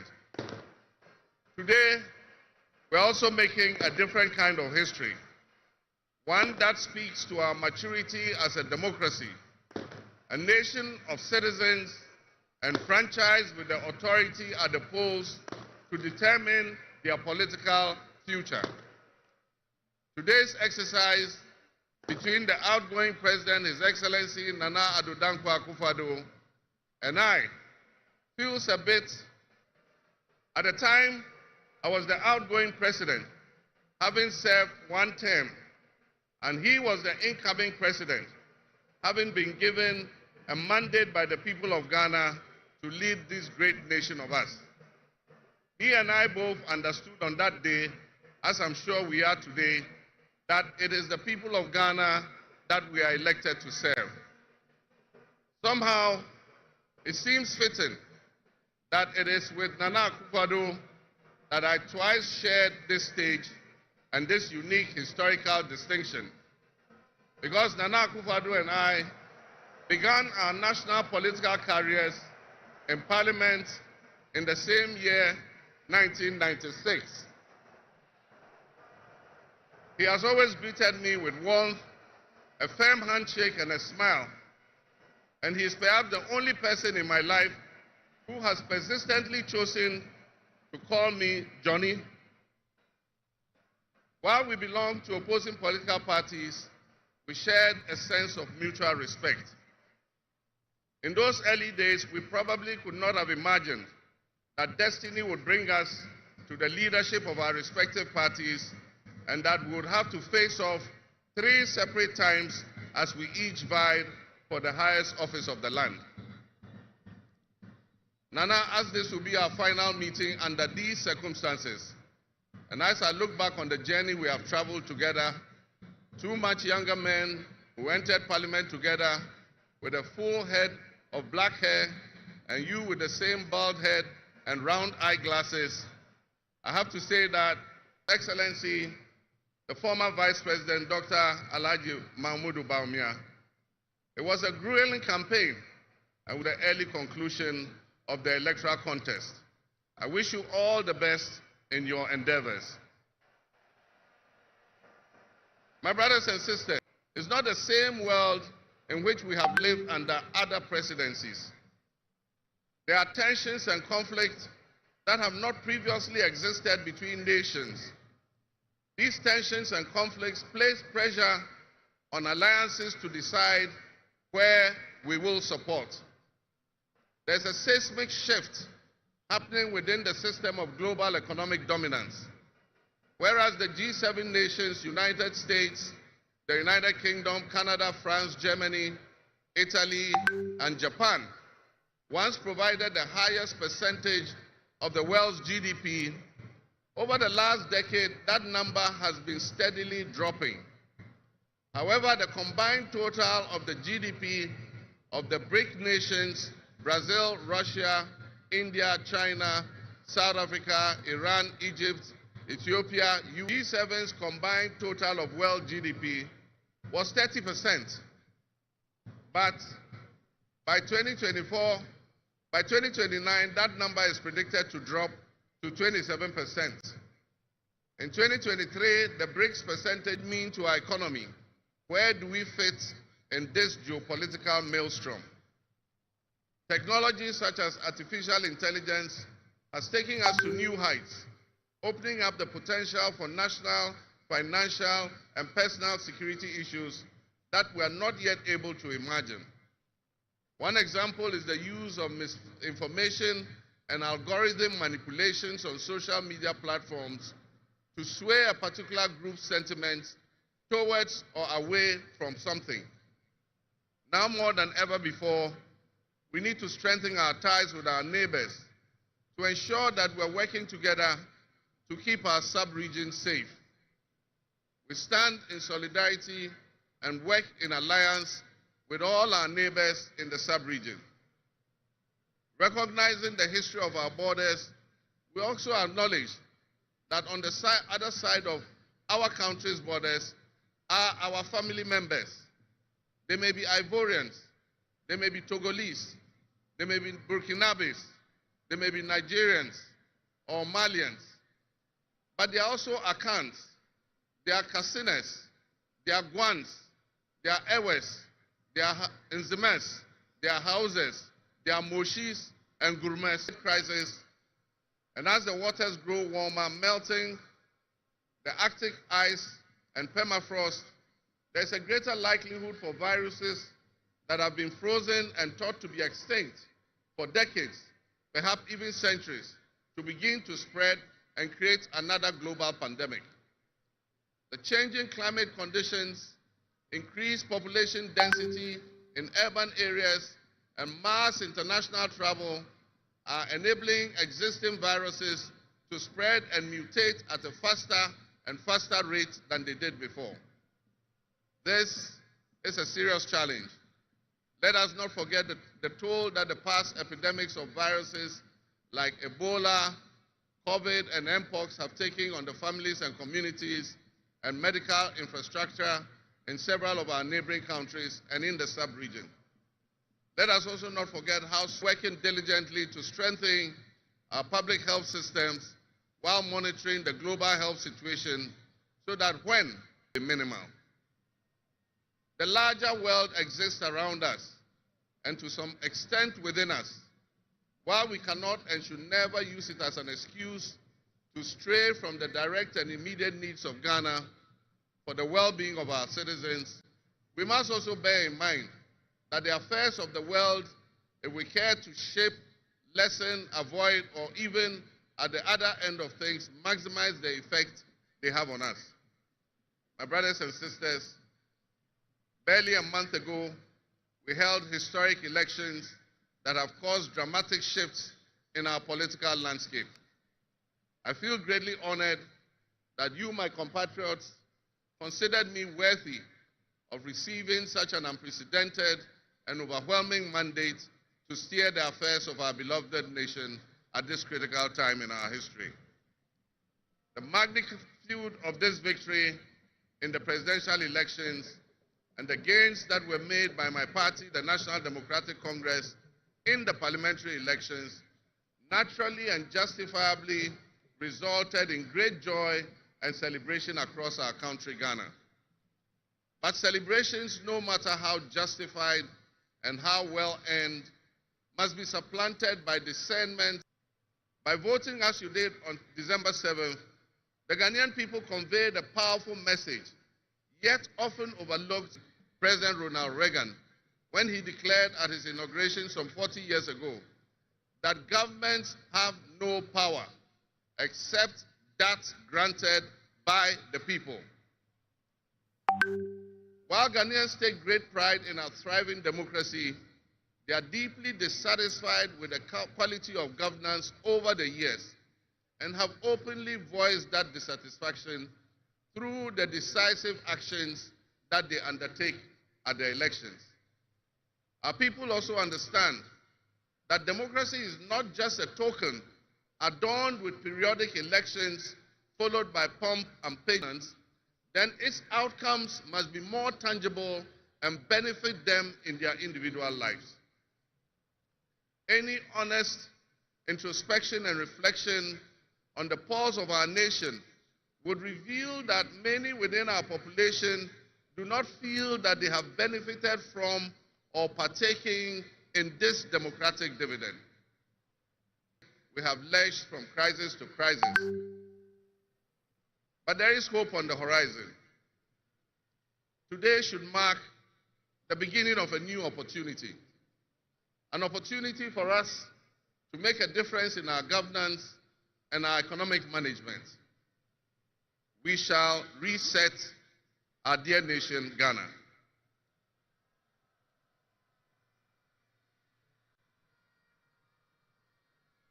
To the millions of my fellow, you have my sincerest thanks for honoring me.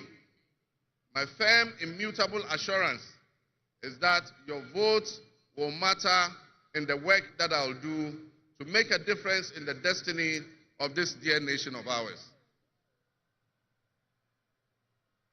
Your courage to bring change will not go in vain. Our nation was born with much promise. That promise would seem hazy and in doubt now because of all that has happened in the past. But I urge you, my fellow countrymen, not to be sucked into a state of perpetual pessimism. For some time, our country has urgently needed leadership with an unwavering desire to get things done. I, with all humility, assent that I intend to be that leader with your cooperation and your help. I will have the humility and presence of mind to take responsibility for any challenges and be willing to act firmly and timeously to resolve the challenges that we face as a nation. Since the elections, I have read and heard the word hope used many times in relation to my presidency and what it should offer the citizens of Ghana. I intend to speak plainly and clearly to you today, and every time ourselves in are indeed dire, but even so, I'll be decisive and swift in my actions. We'll focus our initial efforts on 4 critical areas. The first is economic restoration and stabilization of the macroeconomic environment. The second is the improvement of the business and investment environment to ensure that Ghana is once again open for business. The third is governance and constitutional reforms. And the final, but not the least, is accountability and the fight against corruption.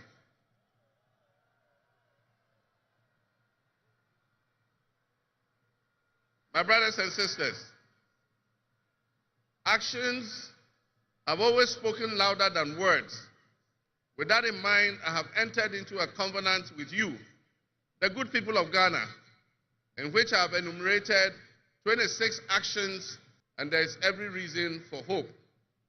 But we must also have faith, because faith empowers us to trust the things that will happen. With faith, you believe what you know, and that is why we need faith to be able to achieve our reset. We need a reset with the faith we have in our country, with our faith in our dear nation, Ghana. And by that, I mean in all of us, because all of us are Ghana. You are Ghana, and I am Ghana.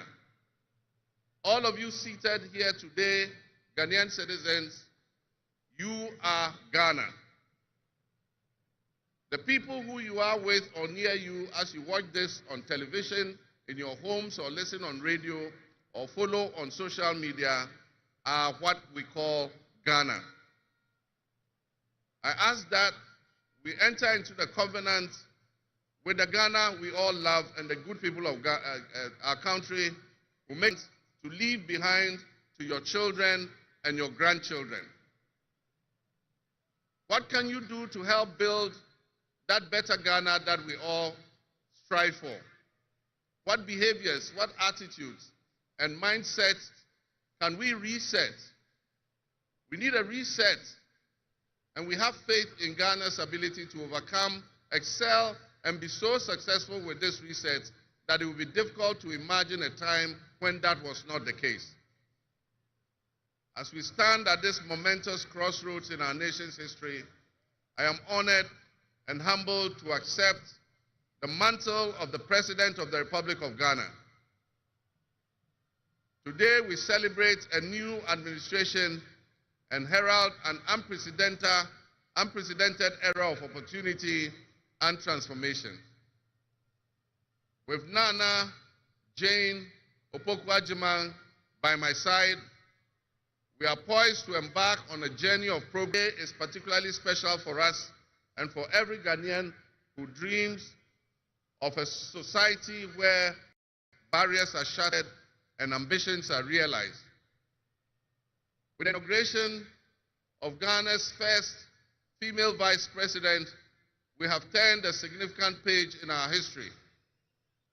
Nana Jane's ascension to the high office is not merely a personal triumph. It symbolizes our collective commitment to fostering a nation where gender equality and female representation are cherished and amplified. This is a powerful testament to the power of diverse voices to shape the future, voices that have the courage to soar beyond our traditional confines. My brothers and sisters, together as we look to the horizon, we reaffirm our dedication to breaking the glass ceiling that has strengthens our democracy and enriches our conversation. We stand committed to enacting policies that empower women and ensure that the door of opportunity is opened wide for our youth and our women, regardless of their background. Together, we'll galvanize our efforts to create a society where that great leadership is not defined merely by the offices we occupy, but by the legacy that we leave for future generations. My administration, along with my Vice President, Nana Opoku-Agyeman, will prioritize inclusivity, accountability, and innovation, forging pathways that will lead to the upliftment of all of our citizens. I'm profoundly grateful for this moment, a cornerstone in our journey towards a brighter future for Ghana. In this resounding victory, I see a clarion call, particularly from the youth of Ghana, a generation that is brimming with potential and dreams that are waiting to be realized. This moment is a powerful affirmation that your voices matter, that your aspirations are valid, and that your future must be our priority. Employment and empowerment. Our policies will be tailored to sustain innovation and foster industry that engages today's young minds and equip them with the skills needed for tomorrow's challenges. Together with the private sector and captains of business, we will create decent and well-paying jobs. As we embark on this new chapter, I assure you that our decisions will champion diversity in all facets of governance, ensuring that every Ghanaian, regardless of your ethnicity, your gender, your age, your religion, or any background, will have the opportunity to contribute to our nation's story. Ghana's youth represent the heartbeat of our democracy. Their ambition will drive our policies as we strive to create an inclusive, equitable society where everyone has a seat at the table. Our vision hinges on the introduction and implementation of a 24-hour economy. We envisage an innovative and vibrant 24-hour Ghanaian economy, which will also be anchored in agriculture and agribusiness. This innovative approach would unlock potential. Just imagine a Ghana where our markets are alive and bustling at all hours of the day, with responsive public services accessible at all times, such that businesses can operate flexibly to meet the diverse demands that they are subjected to. And young people, including entrepreneurs, can find opportunities regardless of traditional institutions. The 24-hour economy model will also bolster job creation for this and a sustainable future. This vision extends beyond mere economic transactions. It symbolizes empowerment, the empowerment of every Ghanaian to contribute to our national progress. My fellow citizens, this vision will allow us to embrace diversity, to cater to varied lifestyles and preferences, and foster a culture of inclusion, ensure that every citizen can enjoy the fruits of his hard work. To the business leaders and entrepreneurs, I invite you to support this new model and where the fruits of your investments contribute to the collective welfare of our nation. Your role in driving our economy is a story, and I pledge to you that we would look at the tax regime and rationalize them so that they are more transparent and fair. Members of the business community, I assure you, Ghana is open for business again. Let me thank you, Your Excellencies, my fellow presidents, for leaving what is a busy schedule behind and coming to join us at this ceremony. Your presence brings honor to this inaugural ceremony, and I us today. Your presence is a testament to the strong bonds of friendship and cooperation that exist between our nations, regional stability, economic growth, and mutual respect between our nations. To my friends from across Africa and the world, I thank you and welcome you to Ghana. And in our local parlance, I say Akwaba to all of you. To my family and fellow citizens, my wife Lodina, I thank you for your unwavering support and commitment to our shared vision. This journey is not mine alone. It belongs to all of us. It belongs to each of you. Let today be the dawn of a new era of hope, an era of job creation, an era of accountability, an era of institutional strengthening and resilience, and an era of unparalleled potential for all Ghanaians. We will write the next chapter in Ghana's story, and it will be one of promise, transparency, and transformative progress. My fellow citizens, this is a patriotic cause to become a reality. Together, let us cultivate a brighter future for our beloved Ghana, where unity, progress, and equality are not just ideals we aspire to, but are the very fabric of our nation. In closing, Ghana, where unity, progress, and equality are not simply goals we are aiming for, but are the cornerstone of our society. Let's work hand in hand to foster these values and strengthen our nation for everyone. My fellow citizens, our invited guests, I thank you very much. May God bless our homeland Ghana and make our nation great and strong. I thank you.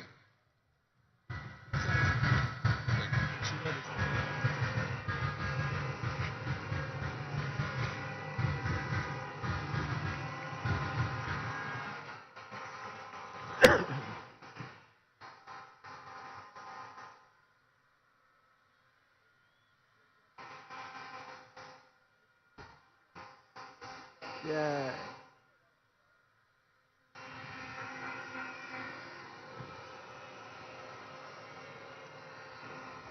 Honorable members, House, to His Excellency, the President of the Republic of Ghana, for extremely grateful to you. Honorable members, may now we have the presence of our special guest of honor in the distinguished personality of His Excellency Bola Ahmed Tinubu, the President of the Republic of the Federal, I should say the Federal Republic of Nigeria.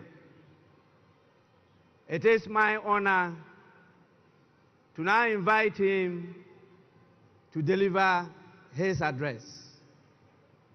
Your Excellency, you are welcome to do so now.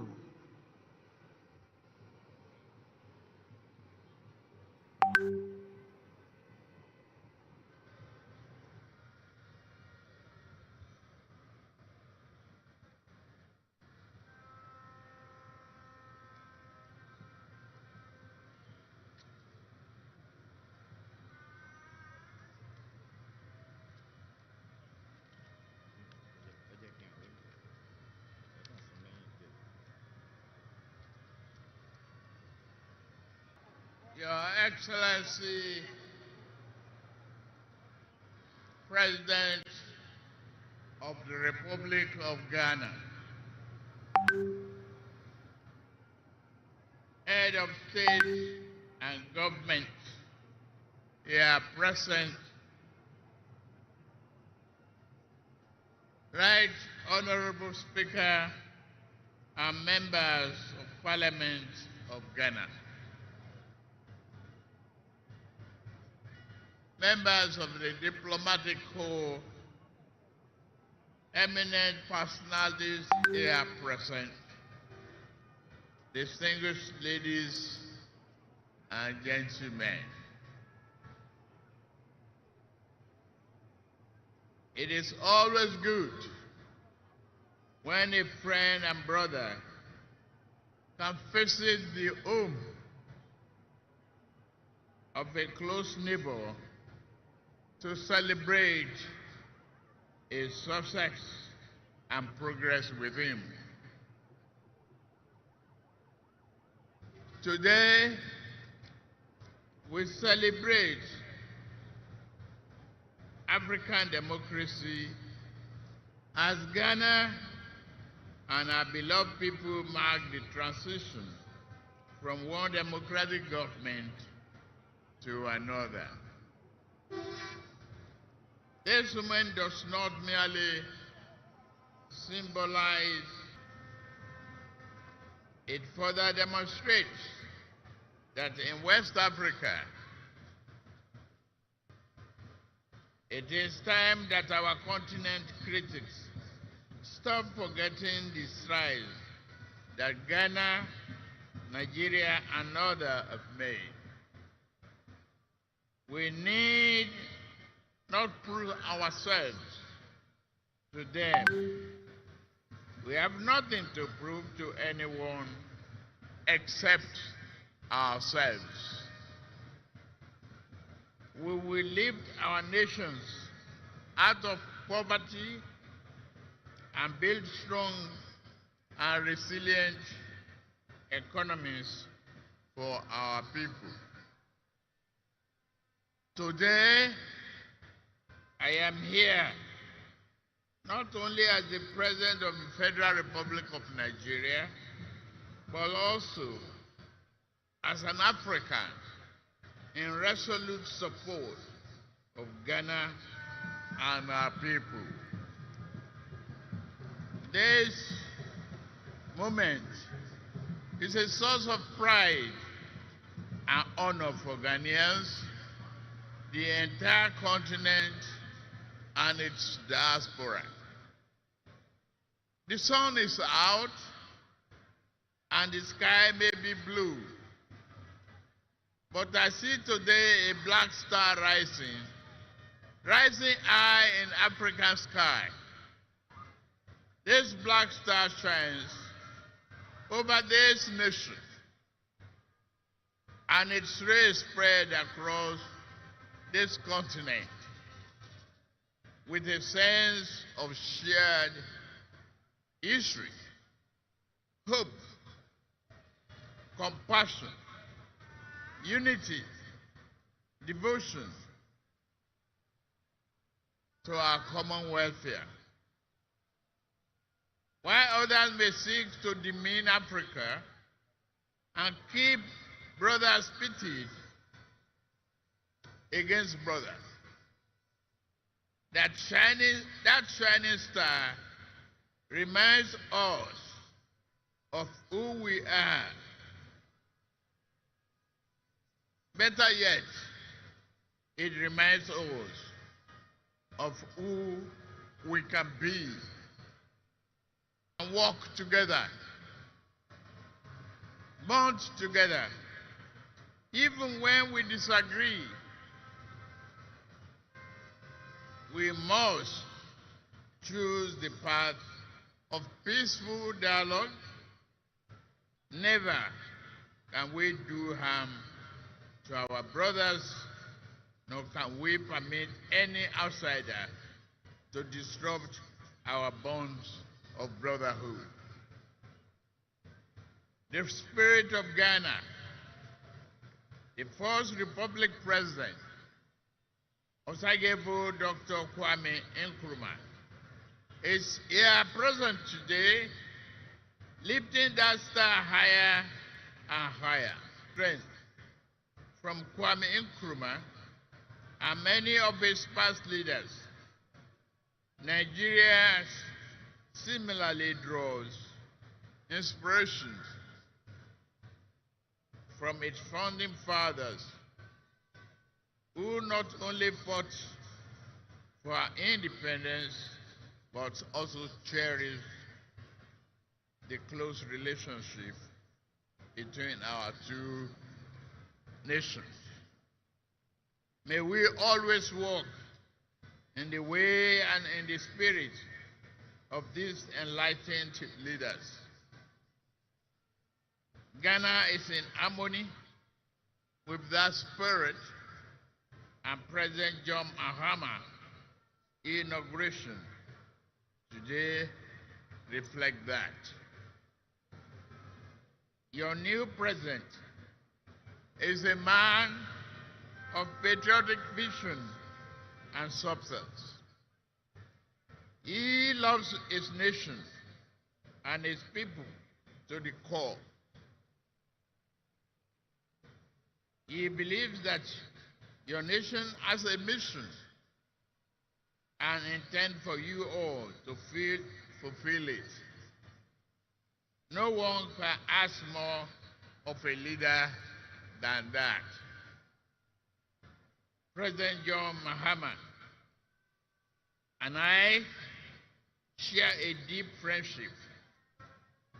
My dear brother, I'm here to work with you. You know you can count on Nigeria's support at any given time. You call on me. We are your brothers and sisters. We shall always be there for you. May your administration be a profound success and progress for you, Ghanaians, and entire region. I am confident that new government under the leadership of President John Mahama will work with Nigeria to strengthen this powerful bond, leading to greater shared progress, prosperity for the people of our two nations. I have no doubt that your administration will bring about positive change and progress. Your accession to the power should also mark a new and invigorating momentum in pursuing sub-regional and integration and progress. With laser focus, we can tackle our people's most pressing problem of poverty, youth unemployment, instability, insurgency, and many other problems hampering our desired progress. May Ghana's democracy continue to grow stronger. May progress and prosperity be your portion. Let us all look forward to a future filled with hope, opportunity, and progress. God bless Ghana and its beloved people. God bless Federal Republic of Nigeria and its beloved people. I thank you for your kind attention. God bless you.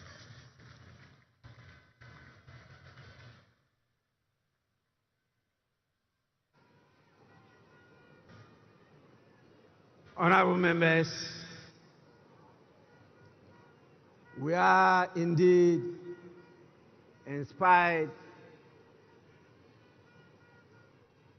by the warm words of His Excellency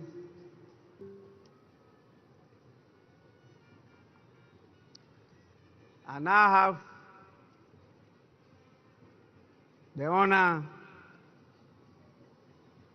to, on your behalf, invite the visiting heads of state and former presidents to congratulate the President of the Republic of Ghana.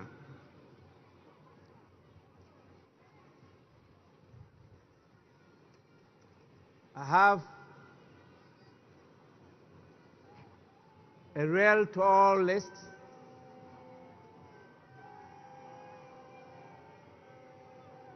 It is my hope and prayer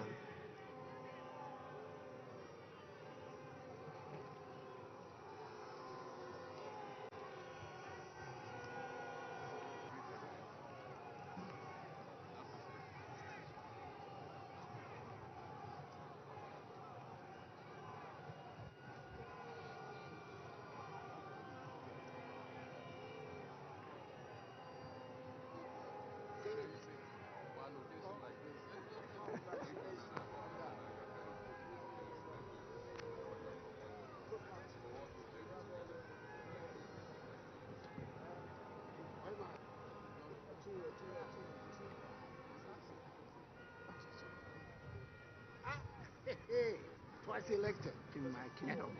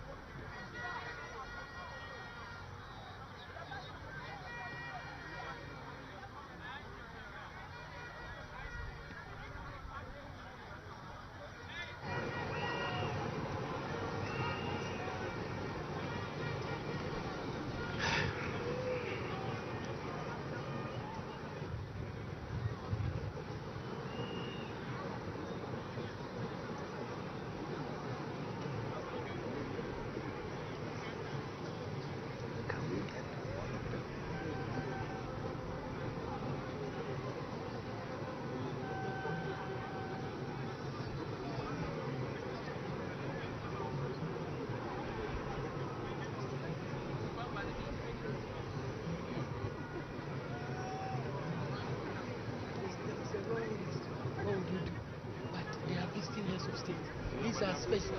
They are special people. We have to.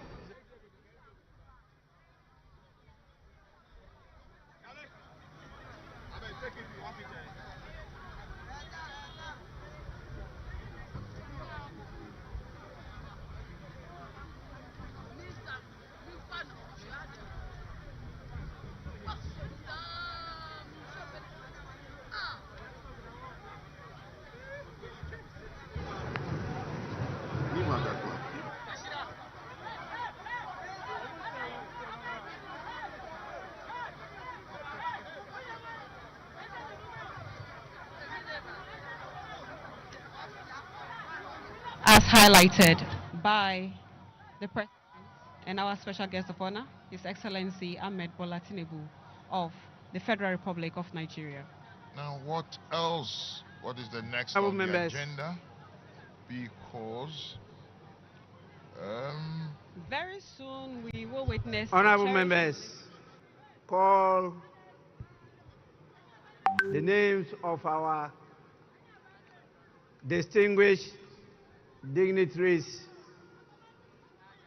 the heads of states and presidents from various countries, Ghana. And I'll start with our special guest,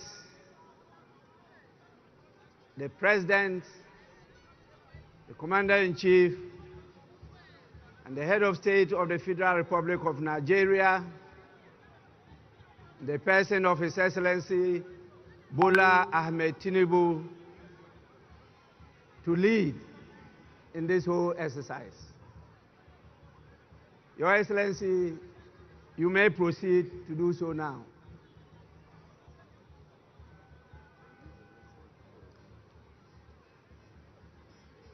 Immediately after him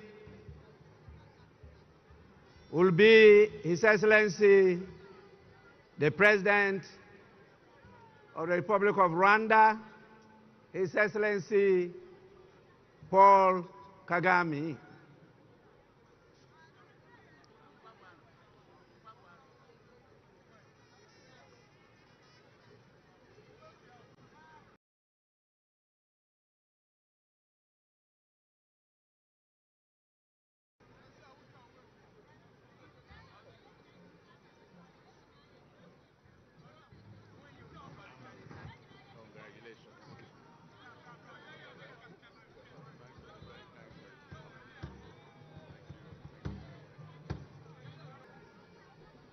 Of the Republic of Togo, His Excellency Faure Gnassingbé, His Excellency the President of Benin, the Republic of Benin, in the person of Patrice Talon.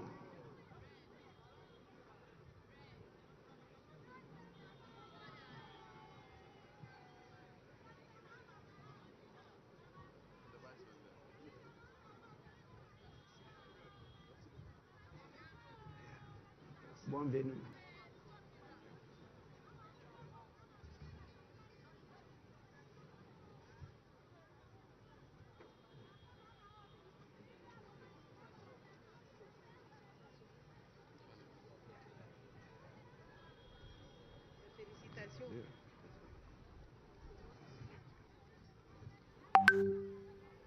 Then follows the President of Gambia, His Excellency Adama Barrow.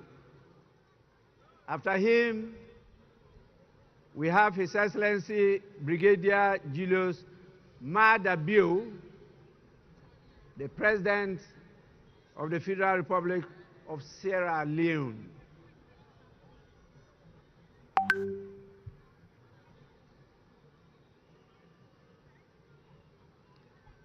Immediately follows His Excellency Felix Antoine Tshisekedi Chilombo,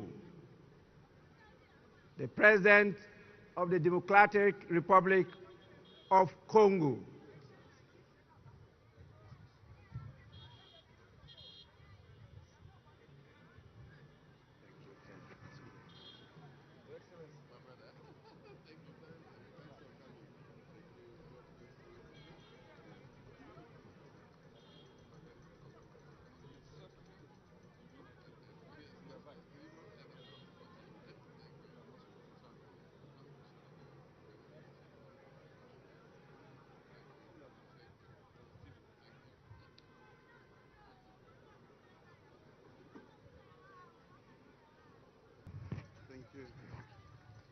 The President of the Democratic Republic of Congo, we have His Excellency Umaru Sissoco Embalo, the President of the Republic of Guinea-Bissau.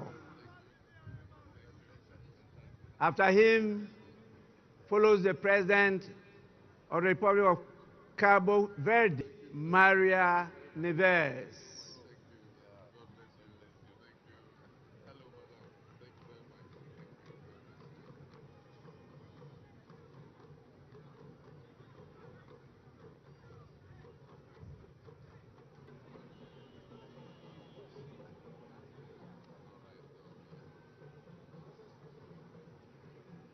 After the president of Ruto, the rural boy, who is the president of the Republic of Kenya.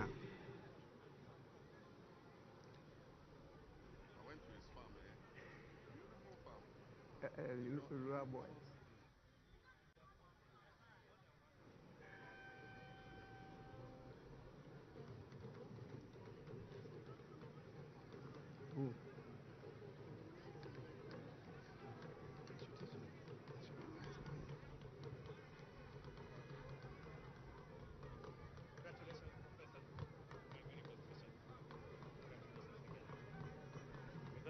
The rural boy. Thank you very much. You're welcome.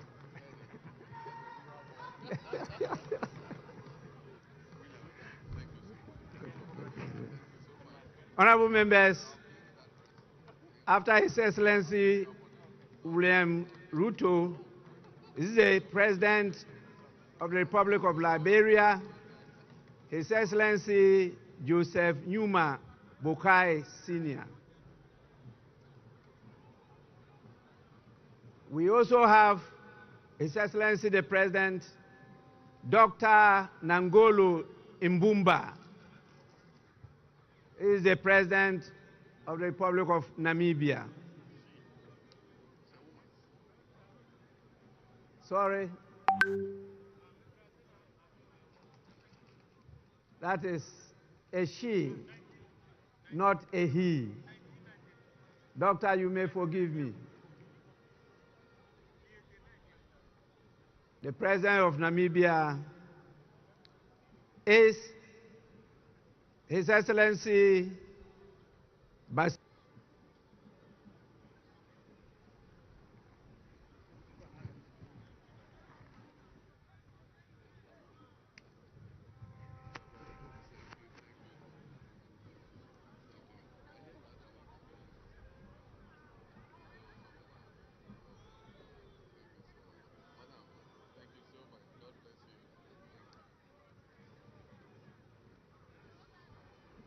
We then have the President of the Republic of Chad, in the person of His Excellency Mahama Idris Deby Itno.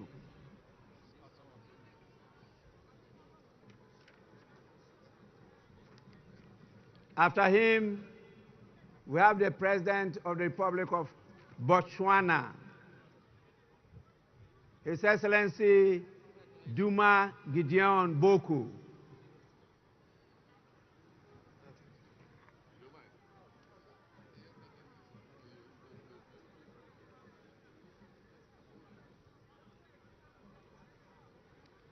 After him comes the head of state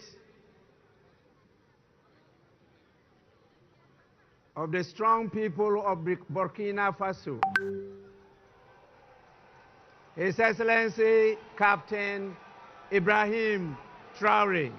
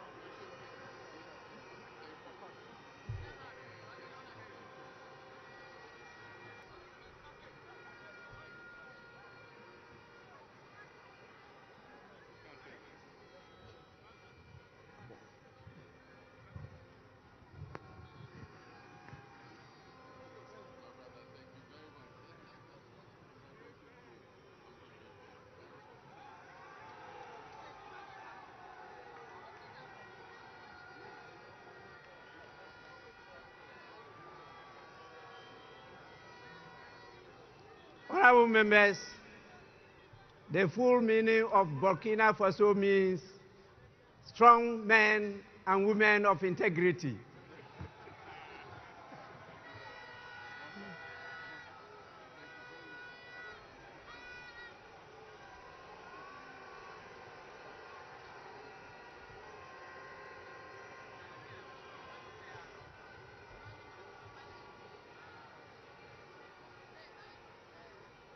We have His Excellency Brigadier General Bryce Clotaire Oligui Nguema, Mamadi Doumbouya, who is the President of Guinea-Conakry. And after him, we have the Prime Minister, Abdoulaye Maïga. He's the Prime Minister of Mali.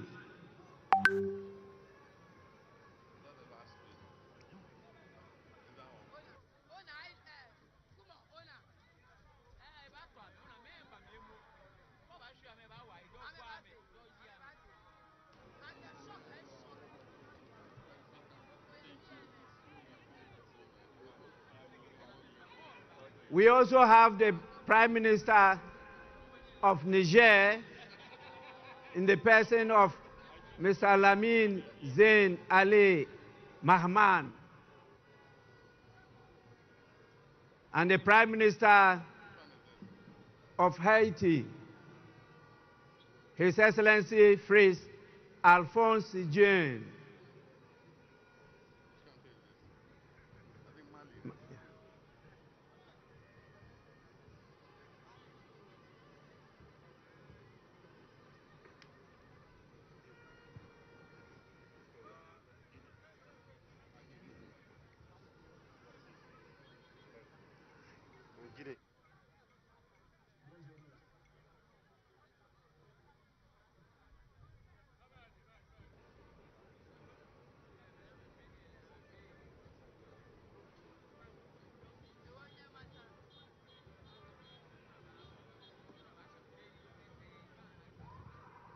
Prime Minister Mali,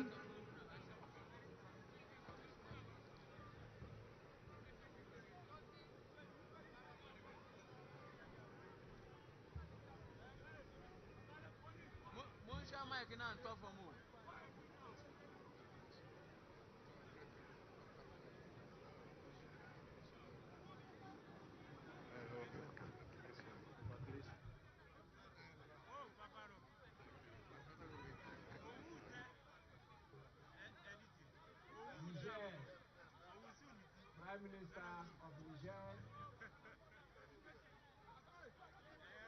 After him is the Prime Minister of Haiti. Bonjour, ça va? Bienvenue. Guinea, in the person of His Excellency Teodoro Obiang Nguema Mbasogo.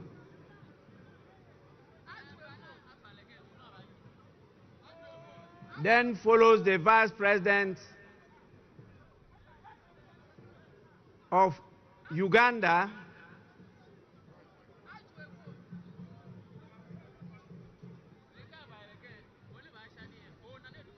in the person of Jessica Rose Epel Alu.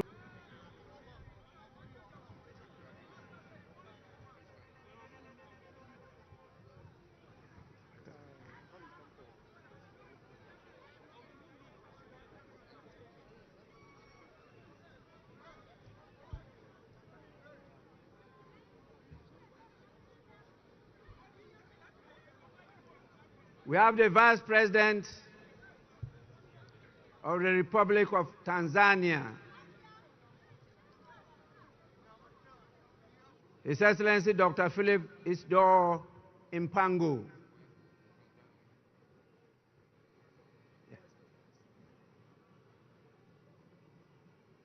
That is rather the Vice President of Tanzania.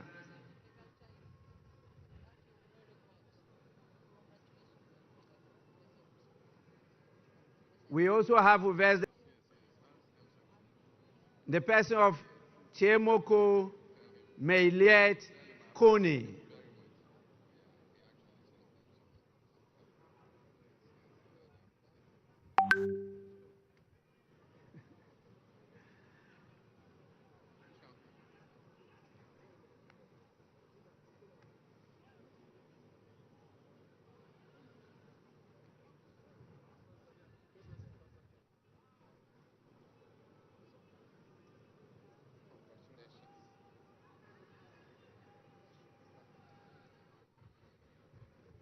Tanzanite.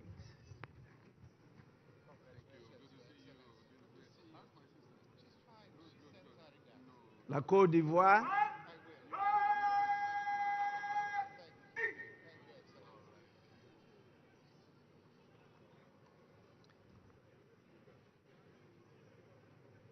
After His Excellency the Vice President of La Côte d'Ivoire, we have the Vice President.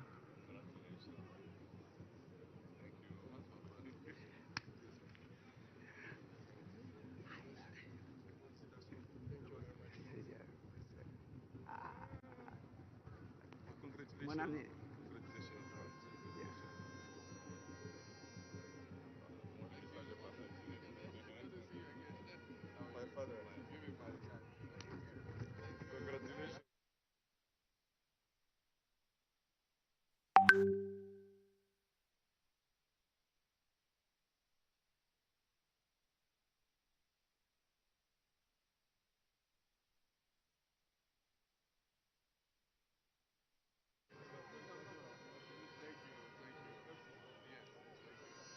The Vice President of Mauritania.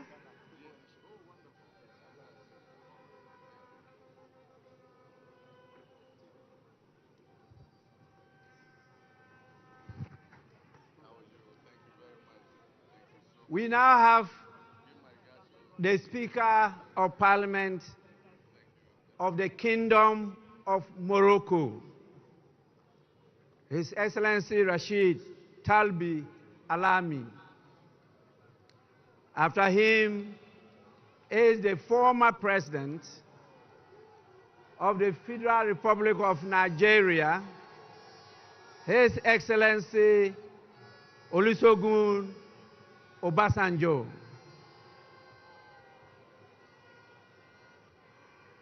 Together with his younger brother, the former President of Nigeria, His Excellency Goodluck Ebele.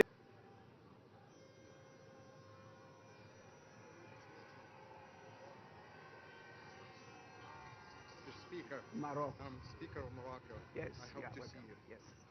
Thank you so much for the invitation. Yes, thank you. Thank you. Thank you.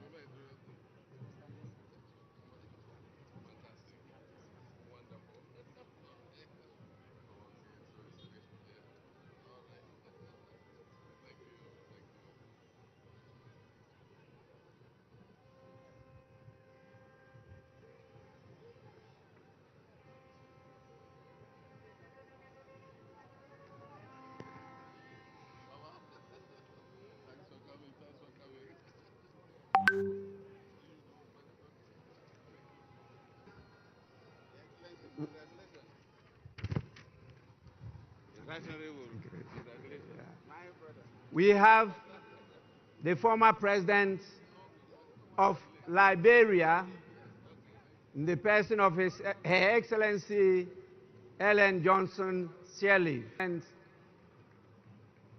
of the Federal Republic of South Africa, in the person of His Excellency Jacob Zuma.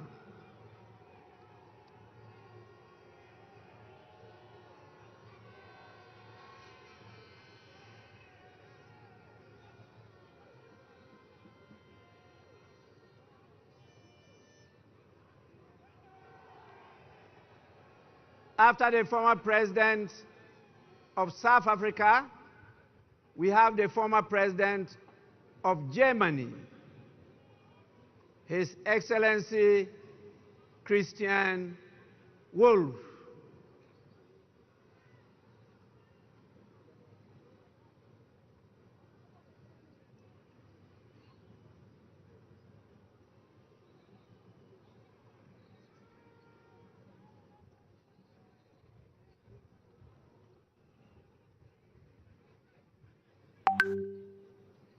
follows the Foreign Minister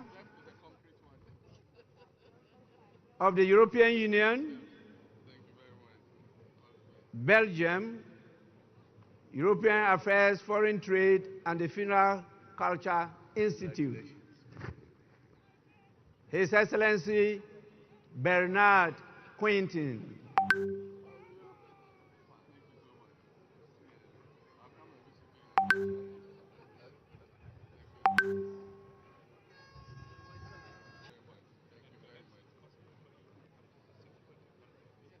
After the Foreign Minister of EU, we have the Senior Minister, His Excellency Jean-Jacques Broya of Congo, Brazzaville.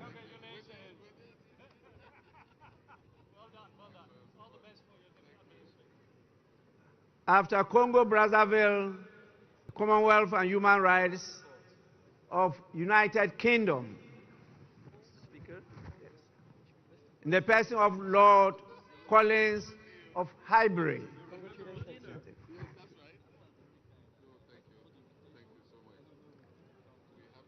After him comes the Minister for Defense of Zimbabwe, Honorable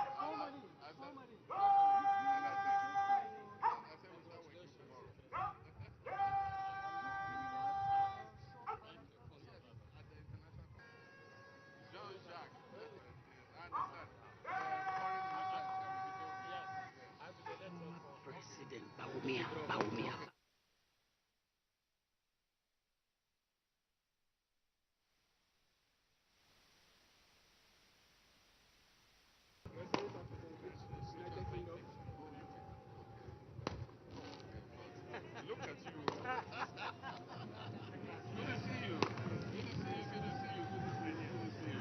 Congratulations on your re-election.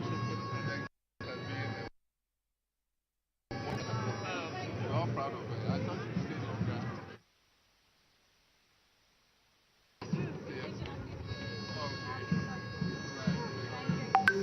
We also have the Minister for Housing, Lands and Maintenance of Barbados, Honorable Dwight Sutherland, Member of Parliament.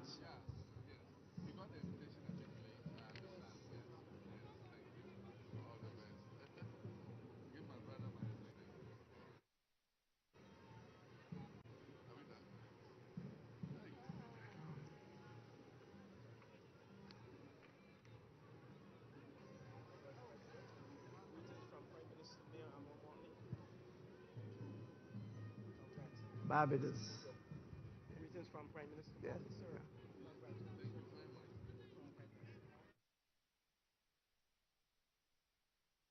It's quite long. I have to cut protocol and go to invite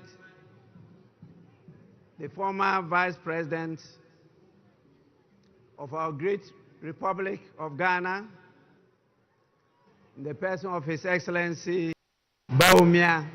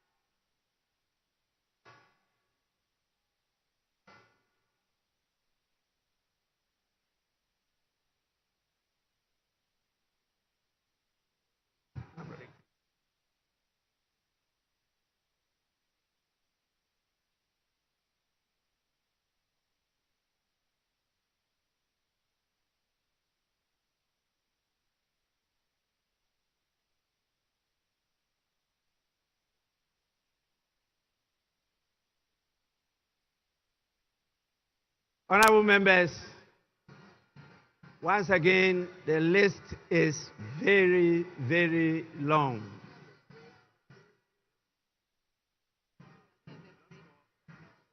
I will now invite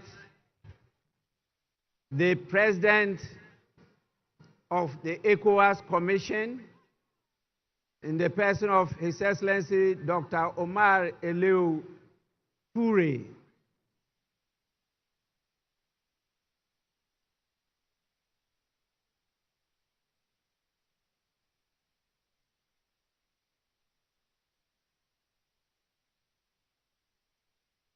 We have so many special envoys, and Spain, China, Japan, Russia. We have the mayor of Los Angeles, United States. And please, you are all invited to follow in this order, the order I just mentioned. Thank you. Czech, Israel, Spain, China, Japan, Russia, Mayor of Los Angeles, Deputy General Secretary of the United Nations, Ms. Amina Mohammed, the African Union Commission Chairperson, Special Envoy, His Excellency Wamikele.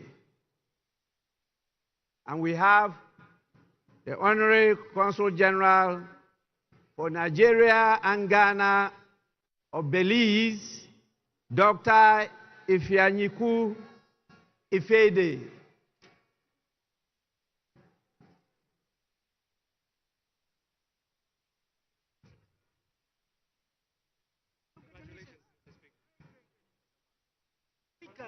Starting the meeting.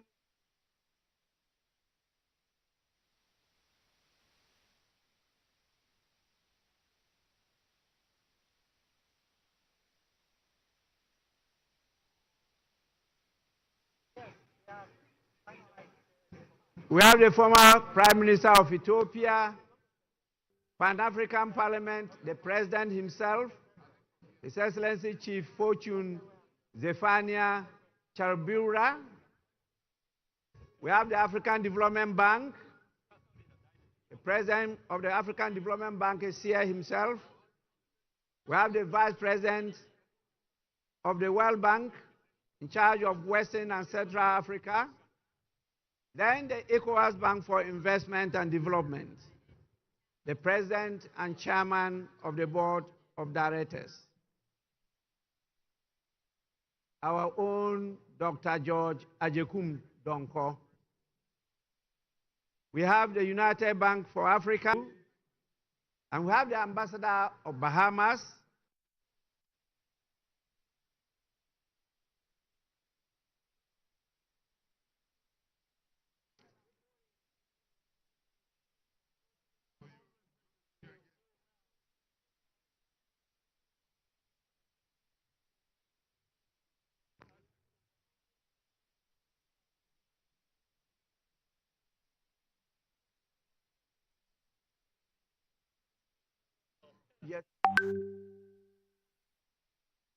General of the United Nations Office for West Africa and the Sahel, Mr. Leonardo Santos Simao, and the Deputy National Secretary Advisor to Sheikh Khalid bin Ali Al Khalifa of Bahrain.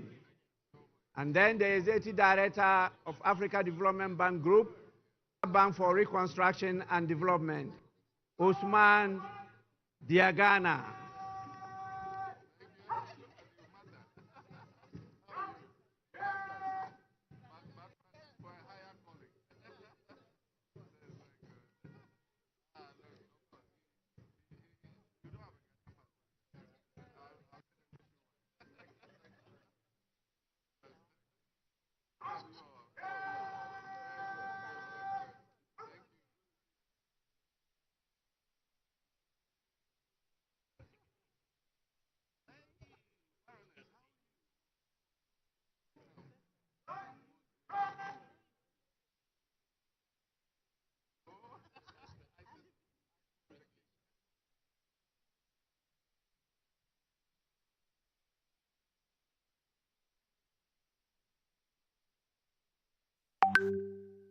After all this, I will invite the former speakers of our parliament.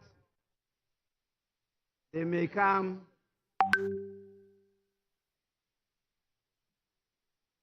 Congratulate His Excellency the President.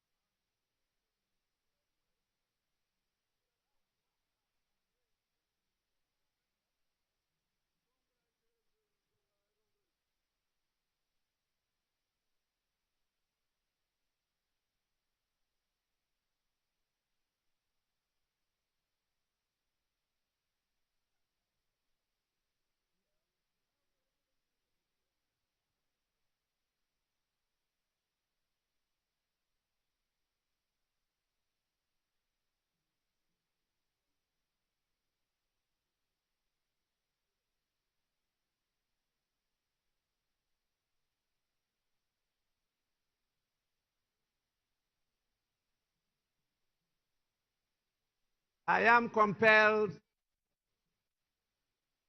by the situation, not only time constraints, but the exhaustion of all gathered here, to invite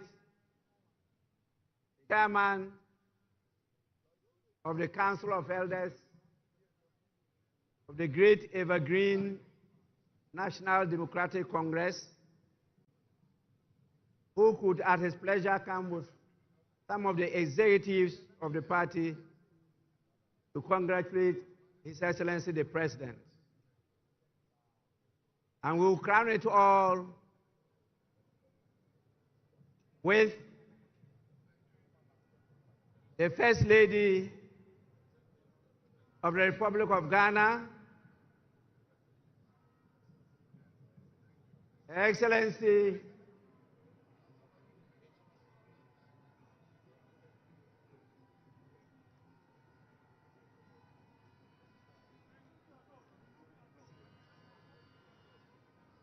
Her Excellency Lordina Mahama.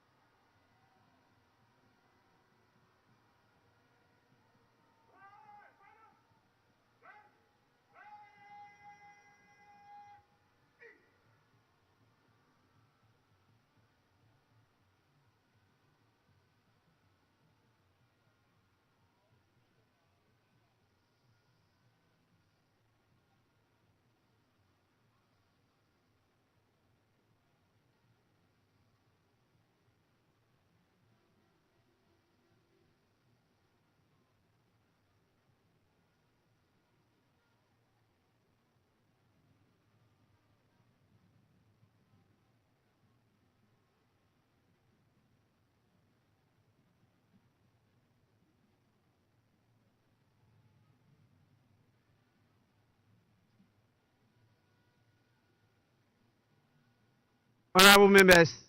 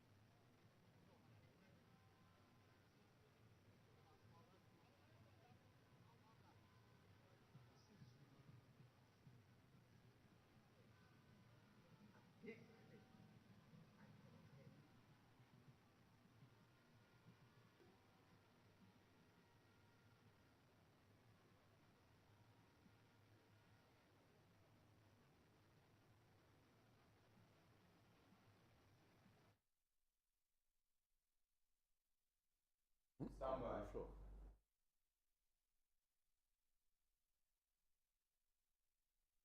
To us.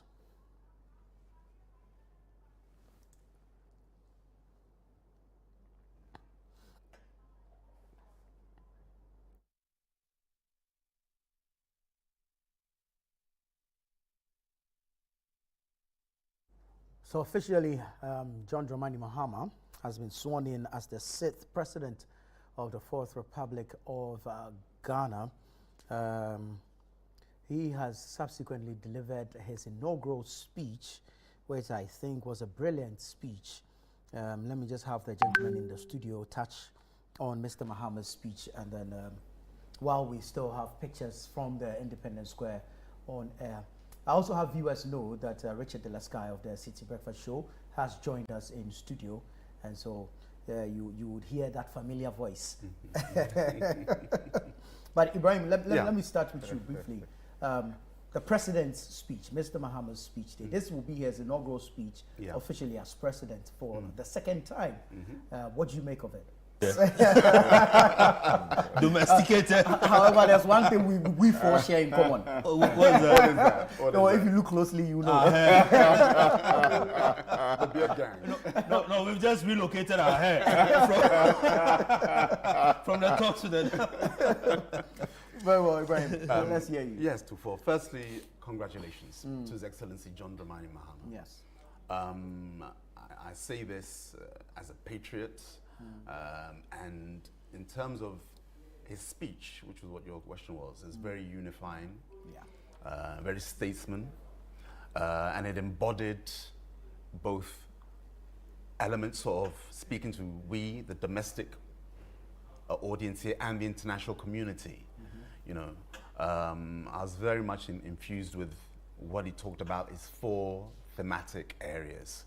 I think he's looking at making sure that accountability, transparency are part of the, I guess, the driving forces. He mentioned about global tensions. I'm talking about the international community side as well. He was situating, I believe, Ghana's presence within foreign relations. He spoke about how we're having AI as a threat in terms of algorithms that can be used to manipulate in the forenoon. I think we would have to quickly go back to the Independence Square. I see both majority leader and minority leader on their feet. Let's hear from them. That this house be suspended, so we continue to do business in fulfillment of the 24-hour economy. However, if the majority leader so pleases, I shall second his motion for adjournment. Thank you very much. Honorable members,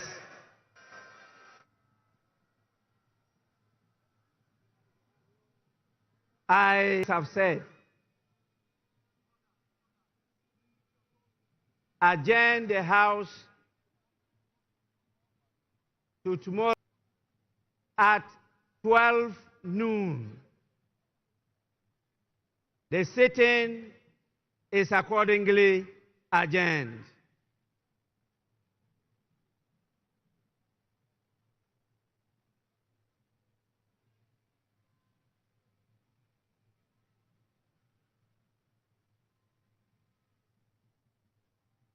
as President of the Republic of Ghana. Ibrahim, let me come back to you to wrap it up on the speech of the President. Yes, I'll be direct on my points here. The fourth thematic area that His Excellency John Mahama spoke about was economic restoration, improvements in business environment, governance and institutional reforms, accountability, and then he mentioned the 24-hour economy. And I said initially in my submission to FOR that I like the unifying components of it. Right. We're all politicians, and you can use such a stage to do some hitting back, so to speak, but nothing of that I found within his speech. Very statesman of what he intends to do under his administration.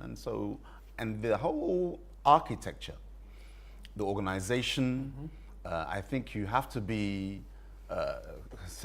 blind not to see how, because the organization is on point. Yeah. He has transformed. We are representing Ghana by the MPP. There's no Ghana. What we are, make sure that how we present ourselves can speak to an international community, and I think we've done that very, very well. So a very, very, very, these are my opening remarks, very encouraged. Right. John Mahama, this will be the second time he's been sworn in by female Chief Justice. Initially by Georgina Wood, and now by Her Ladyship Justice Gertrude Tokonu. Sky, let me pick your thoughts on the President's inaugural address. Well, I think before I go there, I think I observed something remarkable. And this has to do with the Vice President of the Republic, Jane Nana Opoku Agyeman. You saw a swearing-in process officiated by a female Chief Justice. So the first female Vice President of the Republic, sworn into office by a female Chief Justice. Yeah. Looking on or witnessing that process, we had a female Judicial Secretary. Yes. Now, that's an image that should travel... Symbolic. Yes. Beyond the borders of this country. Yeah, tell them that you have a lot of daughters. And it's consistent with, the fact that we recently passed a legislation that calls for equal representation of women at the table of decision making. And I mean, young ladies should be given a framed photograph capturing this particular essence.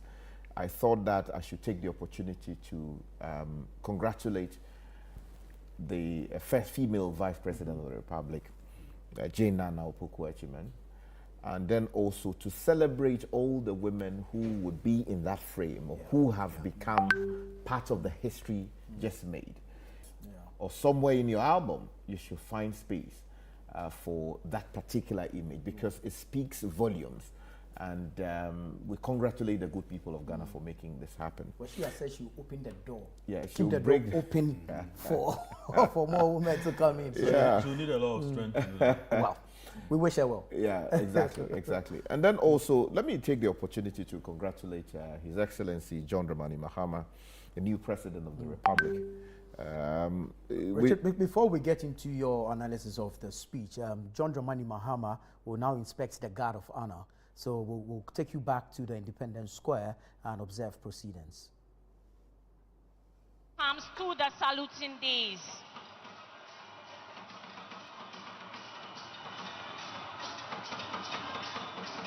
The ceremonial aide comes for the ceremony is the Chief of the Defense Staff, General Thomas Opon-Pepra, and the Inspector General of Police, Dr. George Ekufundampari.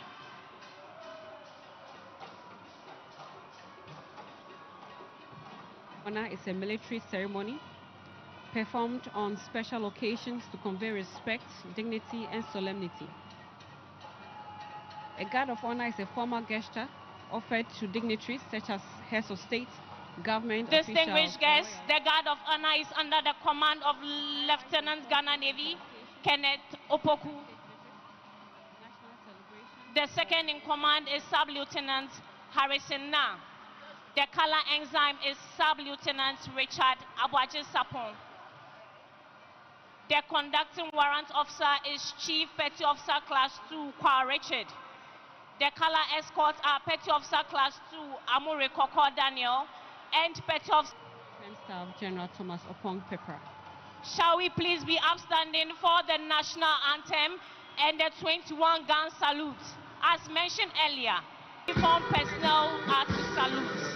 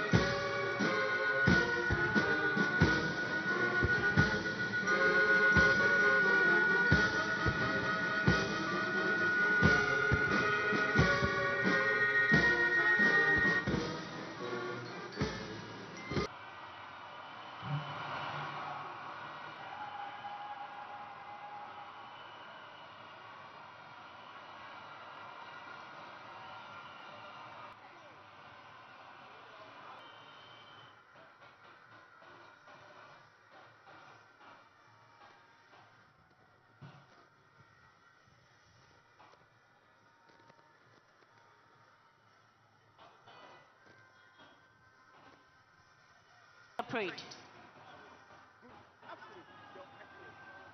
Presidential inauguration ceremony, guard of honor conduct. Guard mounted by the Ghana Navy. 96 rank and file with the Ghana Navy regimental band in attendance, ready for inspection.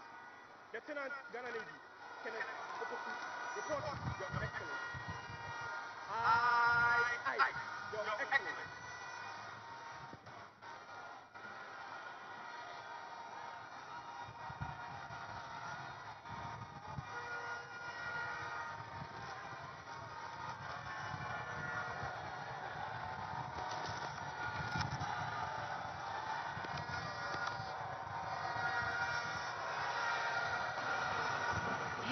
Your Excellencies, distinguished guests, ladies and gentlemen, this morning we have the Navy Regimental Band on parade.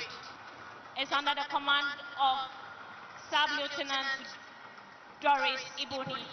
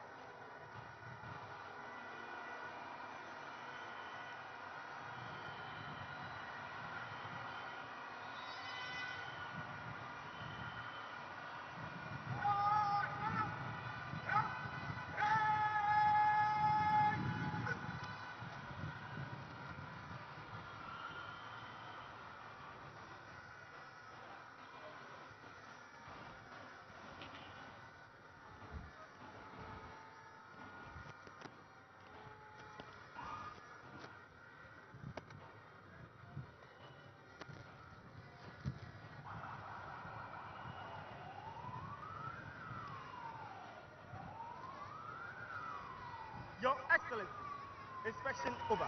May I have your permission to march off the guard? Aye, Your Excellency.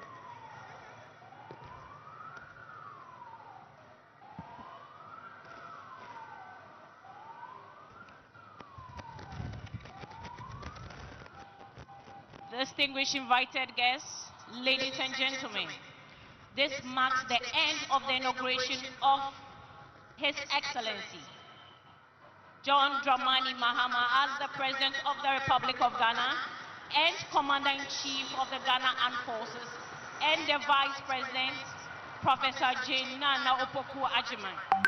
Distinguished invited guests, ladies and gentlemen, let's all remain seated as the President takes leave of us.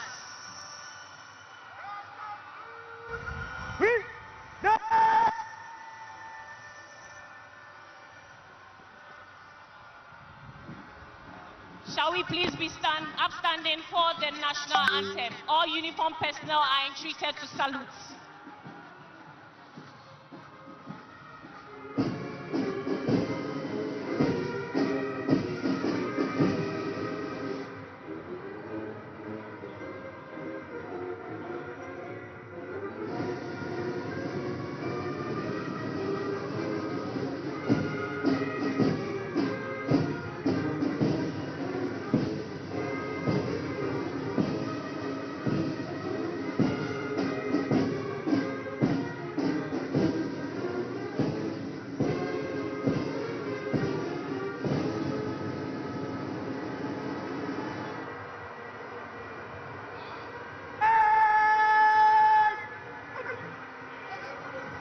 Distinguished invited guests, ladies and gentlemen, let's all remain seated as the President takes leave of us. Please be seated.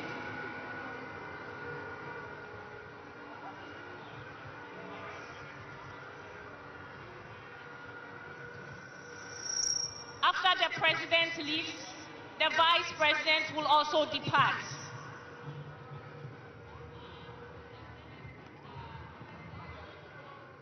After the Vice President, followed by the Speaker of Parliament and the Chief Justice, her ladyship.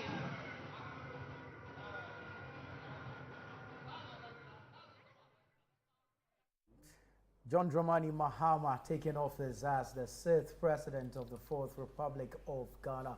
Beautiful scenes there. We have a team at the Independence Square, also known as the Black Star Square. Omari Sanda, Amadou Frema, Edunyame, and Samiri Afe.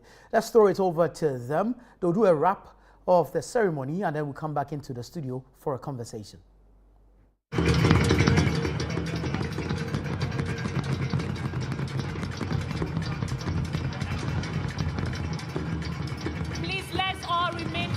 Right, so for a journey that began on 7th December 2024 has finally come to an end, and today, 7th January 2025, Ghana has a new president in the person of His Excellency John Dramani Mahama. This is a man who has been, and he has come back. It's been a very colorful and beautiful event, very smooth, bringing together a tall list of presidents. And today, Ghana stands tall in terms of democracy. Now, I have here with me my colleagues, Umaru Sanda Amadu, and also, of course, Sami Riafe. I am Frema Edunyame, and this is a Channel 1 TV. Sanda, I'll start with you because earlier you were in the inner parameters, having conversations with some invited guests and all. What were their expectations, and based on what they told you? A return to democracy in 1992. We are not just doing this for ourselves, but we are also a model for the continent. And since we have, heads of state from some 20 countries here, we have an opportunity to showcase to them that we understand this thing called democracy, and we indeed have done that today. Being the first country to gain independence, being the first in so many things, the gateway to Africa, we have shown them the Black Star of Africa. For me, when I was moving around the crowd, what I wanted to see was that I wanted to be sure that we have representation from both parties. Right. It is true that it is the NDC that has won the election. It is the NDC that is forming the government. And that explains why we have so many NDC colors around. But I also wanted to see NPP people here represented. In some countries, when there's a change of power, the outgoing president does not come. In fact, even in this country, in the past, we remember Nana Addo Dankwa Akufo-Addo did not attend the inauguration of John Mahama. So I was really hopeful that we would have this ceremony, everybody being around. And for us to have Nana Addo Dankwa Akufo-Addo, the outgoing president, John Ejekum Kufuor, the former president, and Dr. Mahmoud Bawumia, the man who contested John Mahama in this election, for me, is very critical. And when I went into the crowd, I saw other members. For instance, I saw lawyer Sam Okujetu. He's a member of the Council of State under the Akufo-Addo government, and he was here. And I asked him, this will be what, the umpteenth time he's seen a change of government? And he said, yes, he has seen even before Rawlings. He was there before 92. And for me, that adds some color.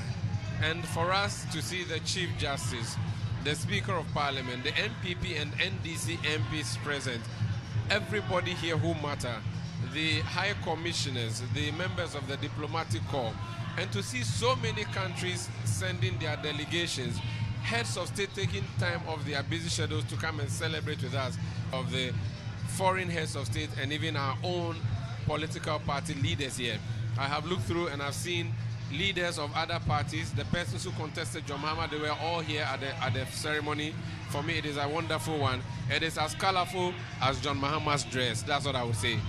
Right. Now, Samit, let me come to you. You know, when the president was sworn in his inaugural speech, he mentioned the fact that this appears to be a deja vu, because he remembered some 8 years ago when he was on the other side, when he welcomed the outgoing president now we can call him former President Akufo-Addo. I don't know what you make of that and what memories this also brings to you. You know, they entered parliament in 96, yeah.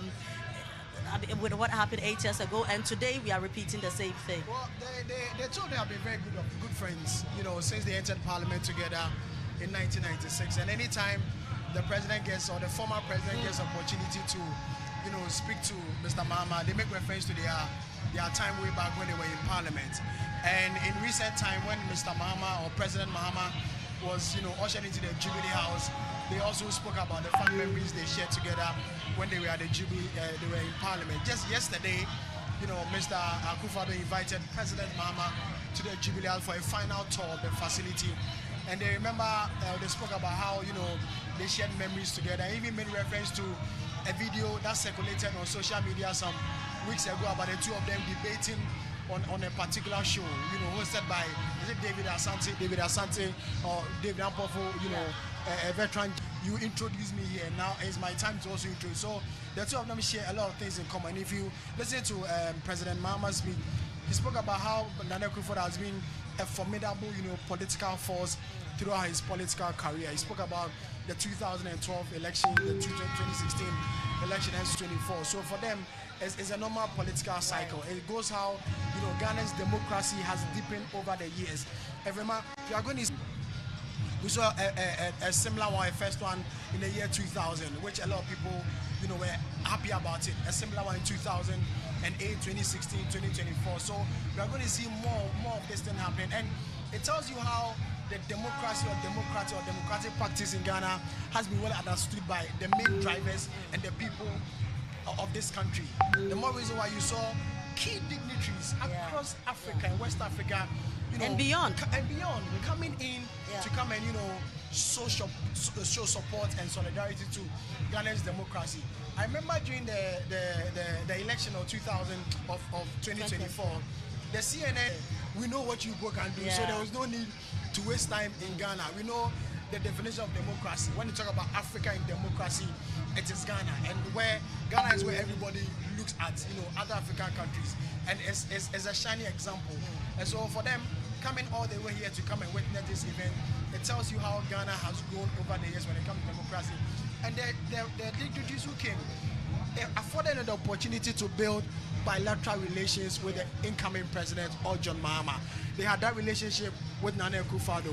He's no more president. He's now a former president. So it's an opportunity for them to build new relation and then capitalize on the existing relation between John Mahama and the NDC. So this is a good news for Ghana. Let me just quickly pick your thoughts on this as well. You know, right after the elections, you know, when he was declared president-elect, the former president, Nana Akufo-Addo, invited him to the Jubilee House, you know, throughout the transition and all. You could see it, because yesterday, President Mahama commended President Akufo-Addo for the seamless transition. To him, it's the best transition, you know, the two administrations have enjoyed over the years. It wasn't as rigorous as a lot of people expected, so they commended each other for such a transition process. Apart from the political, you know, platform or on the stage where they throw jabs at each other, you know, when they meet personally, there's that mutual respect. You know, they respect each other, they talk to each other well. You only see the anger or the rigors on the campaign field, but when the two of them meet, you see the level of respect there, because they've been colleagues since 1996 in Parliament, and they've been there throughout. And so for them, they've seen everything when it comes to politics. They all both serve as ministers, you know, senior ministers. One became vice president, one became presidential candidate. They all became president, former president. To reset Ghana. Now, reality has set in now. We are no longer campaigning. A lot of promises were made during campaign time. Today, he is president, and he's going to have to work for the next 4 years to put Ghana where he really wants Ghana to be. Do you know? It will take time. Reset. You are not wrong. For now, we'll still refer him as president. No, you need to reset your mind and get that. Yes. We'll refer him as president. Yeah. Because yesterday he was former president. We've been calling him former president. Exactly. Now we have to start calling him president again. Yeah. Whether or not he can reset, I think a lot of things depend on him. And like I said elsewhere, we were sitting out somewhere, and he came and said to us that the ship of state was sinking, and that he had the magic wand to steer us away from the iceberg. He himself volunteered and said that he would do that. He spent resources, he made promises, he campaigned, and Ghanaians agreed and signed this contract with him, because he said to them that I will take you out of the wilderness, and I'm going to deliver to you what we really deserve. The Ghana that we want, which is a slogan taken from the Africa that we want, which is our global agenda of 2057 or continental agenda. We know what the Ghana we want is. The Ghana we want is a Ghana with free SHS, but not this type of free SHS. So that the Ghana we want should not have a free SHS where matrons or cooks are cooking outside using firewood.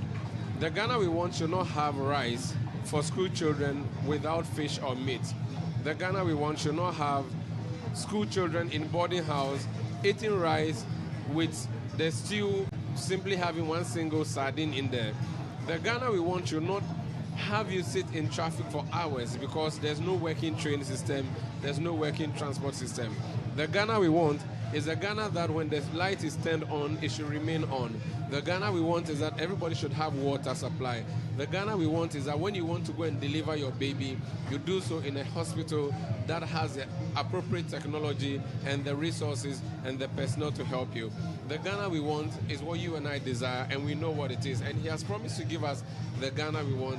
And for me, he has had the privilege of seeing Ghana on all levels, moving from the lowest of the low to the highest of the highest. And you can even look at the spiritual side of things, where possibly God said to him, go back home and go and learn and come back. God sent him in the wilderness for 8 years, and I'm sure you can find a verse, but he's not the only one who can do it. And I'm happy today when he was speaking, he said that it is for all of us. It is true that he's the one we elected. It is true that he's the one who is going to be the one holding the steering wheel. But we all have to support, right? But we have to see a semblance of willingness to be supported. If he doesn't want to be supported, we cannot support him. Right. He should show that he really wants our help, and then we'll help him. And I've said that when coup d'etats happen, usually the soldiers, when they come, the people show up on the street and say that we support you, do what you want to do. What has happened now is not a coup d'etat, it's a change of government, but it's the people who have given you the mandate. And these people are saying to you that we support you. Today, if Mahama comes and says to Ghanaians that let's tighten our belts, Ghanaians will be willing to tighten their belts, knowing that this is a situation we are in. But when we tighten our belts, and you losing your belt and go and wear palazzo trouser, and you are eating like jolly nobody's business, we would then say that no, you are defrauding us. But if he says tighten your belt, we saw the reaction of people when the Burkinabe leader came. Yeah. Because that guy is doing something in his country where a lot of his citizens are happy. A lot of people on the continent who know his predecessor, Thomas Sankara of Burkina, are saying that this guy is giving some semblance or giving Thomas Sankara level. If John Mahama comes and start giving us Nkrumah vibes in the sense of development, we would all follow him. Yeah. And that's what I want to see him do. The work has started. He has a huge parliamentary majority. The only thing he cannot do, that statement was true then, and it is true today. You know, talking about the only thing he cannot do is turning a man into a woman. I think even with that, he's been able to do something about it. Yeah. Because the president has said that gender equality is his priority. He has demonstrated this. I'm very excited about the fact that history has been made. And for the very first time in our democracy, in our governance, we have a woman, Professor Jane Nano Pokwajman, as the vice president.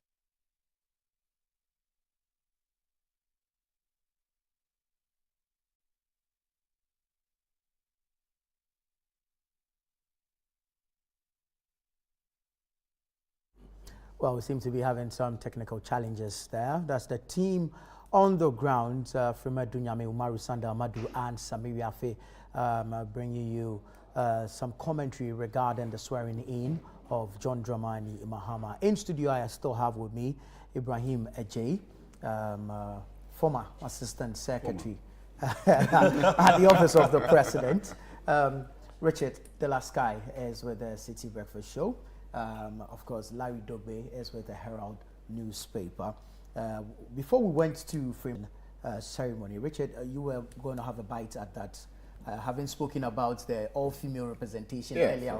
Yes. So, yes, I thought I should, first of all, use the opportunity to congratulate the new president of the Republic, John Dramani Mahama. I mean, he and I shared very great time together in Parliament, not me as a member of Parliament, as a reporter.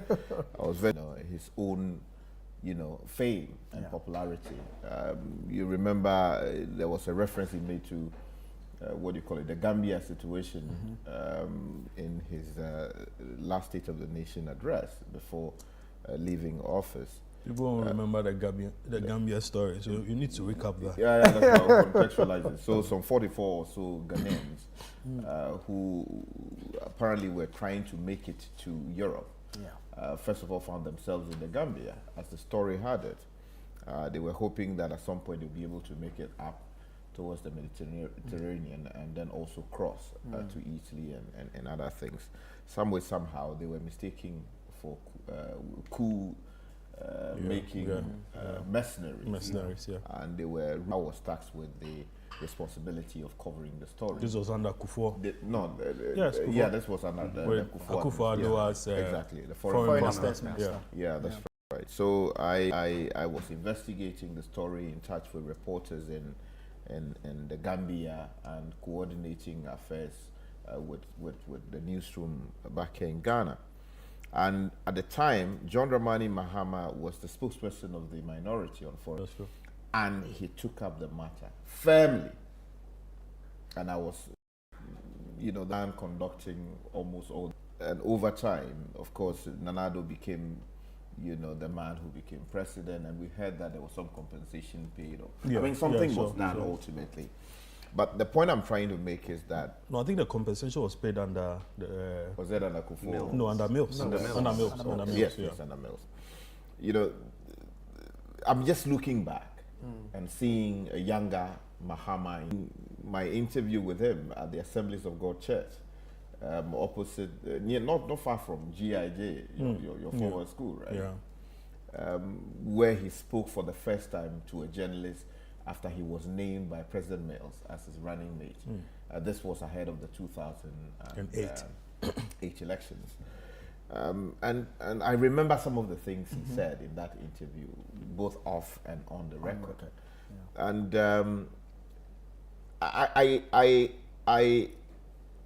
I am, my heart is at peace. The presidential address, the inaugural address to Parliament, and by extension the good people of Ghana, because if you watched, right, things were said that ought not have been said. Stupid. Mahama emerges, delivering an address that sort of brought all of us together. Yeah. Even if you did that, this was a man coming in to blast the opposition. You know, some people use their inaugural address to, you know, go lay into the opposition or the settle scores. Yeah, but he sort of, you know, was able to first of all celebrate, you know, the gathering, was able to celebrate Nana Addo Dankwa Akufo-Addo, their years back in Parliament. They first entered Parliament in 2005 and served 3 terms and moved on. Spoke about the relationship that they enjoyed in the House. And in fact, the former president would normally call him Johnny.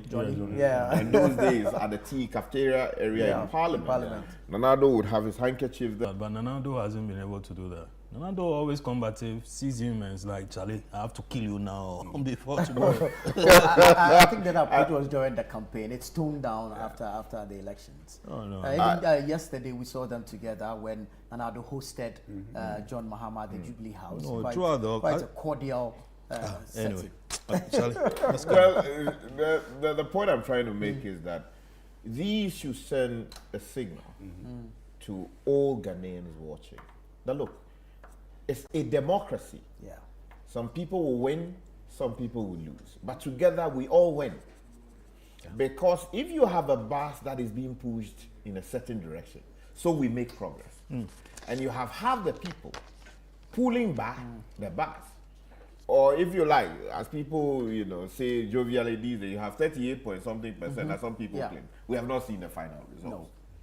Are pulling back the bus, you will not make the kind of progress you want to make. So it is a message to everybody watching. He said his first message to the Ghanaian people through their parliament. And that should reflect in what we do going forward. Of course, there will be disagreements along the way. There will be people who will not be happy with how the agenda of government is prosecuted, whether it is through the government for certain things to be done, or even petitioning the president himself, so that certain actions get taken. All of these things are done in order to build the country we say we want to build, not to undermine it. So it is important that that message teams that the president used to, you know, anchor his message. But I've been able to distill at least 11 broad areas. You know, spoke about President Nana Addo Dankwa Akufo-Addo and thanked him for what he did for the Republic. Then he acknowledged the economic challenges situation, working with everybody who is Ghanaian and of course the international community to make it possible. Then he changing world. You know, the world is no longer what we used to know. Of course, the whole, you know, bipolar, multipolar, all these things that, you know, Russia is fighting, you know, Ukraine, you have what's happening in Israel, you know, the world has now been misaligned in a way. You know, this on a lighter note. Before you came, we went off. You know, the role of BRICS now in the in global affairs. He mentioned that, and how we need to navigate all of these, you know, terrains in order to get to where we want to get to. Then he spoke about public health and climate change. and the need for us as a nation and as a people to be prepared. Because one thing that he mentioned, we're told that global warming is affecting the icebergs or ice whatever. Food production. Yeah, that's right. In the colder areas of the world, and as these things melt, we're told that some of these diseases that have been frozen for centuries could be released, and they become a problem. Already, we are told that something is happening in China, and if we are not careful, we will have another global There was pandemic. a 7.1 magnitude earthquake this dawn. In China. Okay, so that's one. And then also something akin to COVID, which is also creating problems in that country. So he tried to position the address also within that context. Then he spoke about commitment to gender equality and breaking barriers. Of course, he should speak about it, because here's the person who produced, a female running mate. The first time it didn't work, this time around it worked. And now we have the first female vice president of the republic. And I spoke about the significance of that, especially when you had a president who just left office having passed an act, getting parliament to pass an act, which seeks to bring equal opportunity to the table for women. And so talking about that, especially you go to the market, you see women, many of them are doing their best to put food on the table. Shouting, "Mom, you didn't they?" Charlie. Then, the grand vision, the 24-hour economy, that anchored his campaign to the, before the people of Ghana. That he believes that it is possible to run the Ghanaian economy 24 hours a day, so that there will be shifts. But it's interesting, Richard. He mentioned that the 24-hour economy is anchored in agriculture and agribusiness. He made that distinction, which he hadn't done before. So it's interesting where his focus is. Like the anchor is agriculture, which is the mainstay, and agribusiness. And then responsible public sector institutions being available to service those needs. Why that is important? Agri drives everything. Basically. Basically, aggregates everything. Industrial revolution started with agriculture. And once you have your hold on agriculture, you virtually have your hold on everything. Food is there. You are producing raw material for factories and so on to go into production. And it's the largest employer. Precisely. So if you can, as you say, focus your policy in that area, then the dividends should flow. And it is interesting that he's put, Guzi Tunnel on the mandate of leading the export drive for this administration, and then the 24-hour economy. Again, let me say this. A lot of people don't know that Guzi used to own a factory that produced cassava chips also for export. Okay, so at the time when he was doing the Reform Party movement and so on, people kept asking, hey, what would you do? It was like, listen, I have a factory that is into this and that for export, and we are making a lot of money there. And should you vote for me, some of these things will be implemented. So I think that it's good that he's been put in charge now to implement what he had, conceived. And we hope that they find the fine balance to make it work, because as some people have said, if you don't have enough power to run the economy, it will be difficult to run a 24-hour economy. But we are hoping that they will find a fine balance, and they will find the creative space in their mind to actually give us the solutions that they have promised. Then job creation, the seventh one, education and empowerment of the youth. He communicated in a way as to make it victory for the youth of this country, that their aspirations must be answered. They are the future of this country. It is their backbone that will drive the development of the country. Their energy is needed to make it possible for this country to open its doors once again for business. If they are disappointed, then we have a problem. Because if the youth are idle, all they need is someone coming in to promise that he is the new Messiah. And if you're not careful, that energy will be used in a way that does not serve the interest of all of us, or the interest of the Republic. You don't want the youth in the streets doing all kinds of things which will create a problem. Then he spoke about governance, accountability, and fighting corruption. We do know about the oral, which I have criticized, that there may not be any constitutional or legal foundation for it, especially when it's coming in from a president-elect. Now he's president of the republic. Now he can use the executive authority he now has to get through parliament the appropriate legislation if he wants legislation but to oral, we all knew, or you and I know, that it was just something knee-jerk, for want of sure. So he's a member of parliament, and obviously I'm sure he's being marked for some ministerial appointment, so that you free the likes of Okujeto and all the other people away from it. Because notice that even member of the interim security committee, you get it. So I mean, it's just something that was set up to gather data rather than having the process. Larry, you're right. For prosecution. Thank you, Richard. Larry, you're right. It's ad hoc. Yes. Let's not try and give it some kind of institutional clothing. Yeah, or monstrous outlook. It's something that's, as you said, and then bring it to a responsible institution or person clothed with the authority to investigate. And what I heard, my difficulty. A moment. What I heard was that, I mean, after the election, a lot of things were happening. People were burning documents. People or others needed a certain person or personality to be reporting some of these things to. Others were carrying documents, confidential documents. Also were like, Charlie, we don't know who to give it to. So a body like that was needed. No, for the. I'm saying that. This is what I heard. I'm sharing. Exactly. So after this, because Okujeto, obviously he wouldn't head an institution like that. Yeah, you know the difficulty with that. If you look at the Whistleblowers Act and related pieces of legislation, there is a certain protection offered to people who bring information. People who have been listed as members of this oral team, only one of them has the mandate to receive information. You understand? You can take it to a member of parliament if you suspect that something is going wrong. You can package the information, take it to a member of parliament. He is to receive it. And the law requires that he should act on it by bringing it to the attention of an appropriate institution of state so that investigations can be done. There will be prosecution. There is protection for the person who has brought the information. Anonymity. Yes. Now you have a bunch of private individuals with only one member of parliament.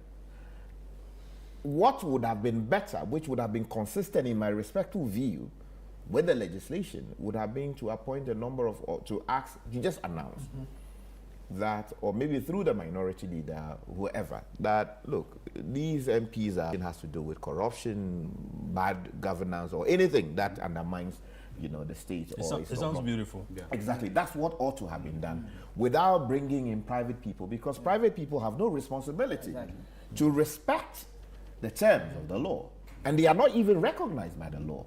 You understand? So that is the spirit. But there again, the counter argument is this: that I don't believe in the integrity of somebody like Domelevo, Martin Pebu, Nathan Kofi Boachi, Raymond Archer, who else? The whistleblowers, what you call it, law, art. No, I understand. So to say, that's why I'm saying it's just a partisan thing that has been created after the euphoria. That's wrong. Yeah. The only authority of a president-elect has is prescribed by the Presidential Transition Act, and he's required to make certain appointments. You understand? I do not, with the greatest respect, believe that this oral thing sits within that, because it's not provided. But what are we afraid of? No. It's about signaling that there are things. I'm speaking within the context of corruption. Yeah. You can allow of the law. Yes, you can allow the existing institutions of state to work. Will this committee be paid? Members of this. Well, they say that it's pro bono and all of that. Anyway, then he also spoke about faith in Ghana's institutions and citizens. And you see, institutions, again, the police, all of these institutions are there. So talking about keeping faith in them also requires that what you do sends a signal that, look, although I may just be coming in, there are established institutions responsible for dealing with matters like this. And I hope that with this message, the need to keep faith in these institutions we will see a stop to the sometimes deliberate attempt to undermine institutions of state, like the judiciary, where I work, for instance, as a lawyer, an officer of the court. I get really troubled anytime I hear politicians running riot with their mouth, attacking institutions of state within the judiciary, persons serving on the courts, and in some cases threatening openly to remove some of these people from office merely because there's a change in government. Of course, if people have done certain wrongs that require some remedy, we should be prepared to say that those should be addressed. Right. But where it is seen as someone's agenda to take down somebody merely because he or she may have taken a decision you do not like, I have a problem with that. So I am happy that he spoke about the need for all of us conduct that reflects that reality.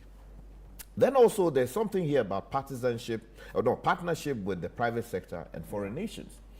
You know, the government alone cannot develop this nation. Not at all. We will require a private sector that is vibrant. In fact, they are the people who can actually give life to the 24-hour economy. True. If they have light, electricity, if the tax regime is good, if they have available the skills that are needed to ensure that the machines in the factories are turning appropriately, the skills that are needed on the farms to ensure that we produce a lot more, if they have the space to actually reinvest what they earn from this country into the Ghanaian economy, and they are not taking it away, we can actually build an economy that is self-sustaining, that can help all of us get something to do. And of course, I mean, we are not in isolation. You saw the Nigerian president here. The Nigerians are sisters and our brothers. Beautiful speech. Beautiful speech that he read. And you saw the many leaders from across the world who are here. The Americans are here. Of course, they have their own interests. The UK people are here. I mean, Germany, we saw all of these people. Senegal, all these people have come because Ghana doesn't sit alone. We can only do it if we are working with other people within the same space to realize our aspirations. And it is a good thing. And the way he put it, very brilliant. And finally, he spoke about patriotism and a collective call to action, where he frames the next chapter of Ghana's history as a patriotic endeavor, calling on all Ghanaians to join hands in building a nation rooted in transparency, inclusivity, transformative progress, and some others. And I think that overall, this is a truly beautiful inaugural speech. For me, it touches on almost every aspect of what matters. It lays a vision as to what exactly he wants to achieve, and although he did not state the fine details of how he was going to do that, I believe that it provides a certain blueprint from which we can distill what is likely to go to Parliament as the budget, the very first budget of his finance minister, which will be his budget. And then, of course, we should see a government that should come to power with a certain mindset that it wants to prosecute a winning agenda.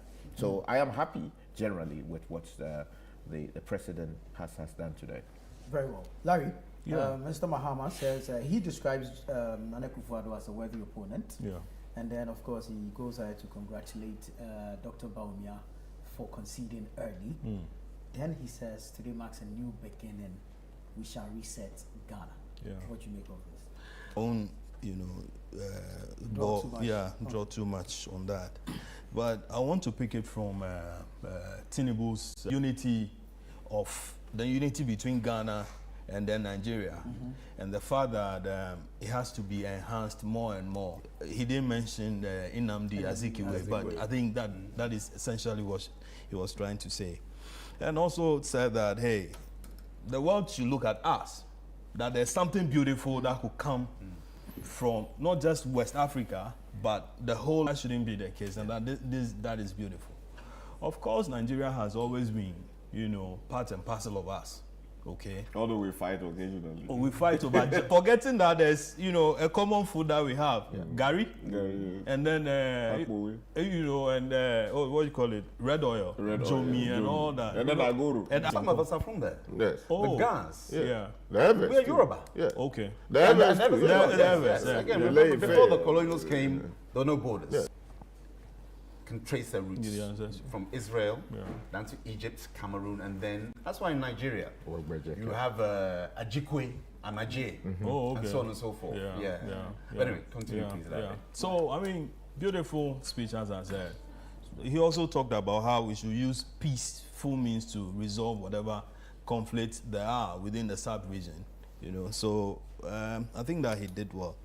And I'm linking that up to what President Mahama also talked about, that, hey, we are all one people, and that there are tribes across, like you said. You know, there are Evers here, there are Evers in Benin, there are Evers in Togo, there are Evers in Nigeria, and beyond. And so, I mean, we should work together towards more of, you know, okay, and we should see, you know, our progress through that.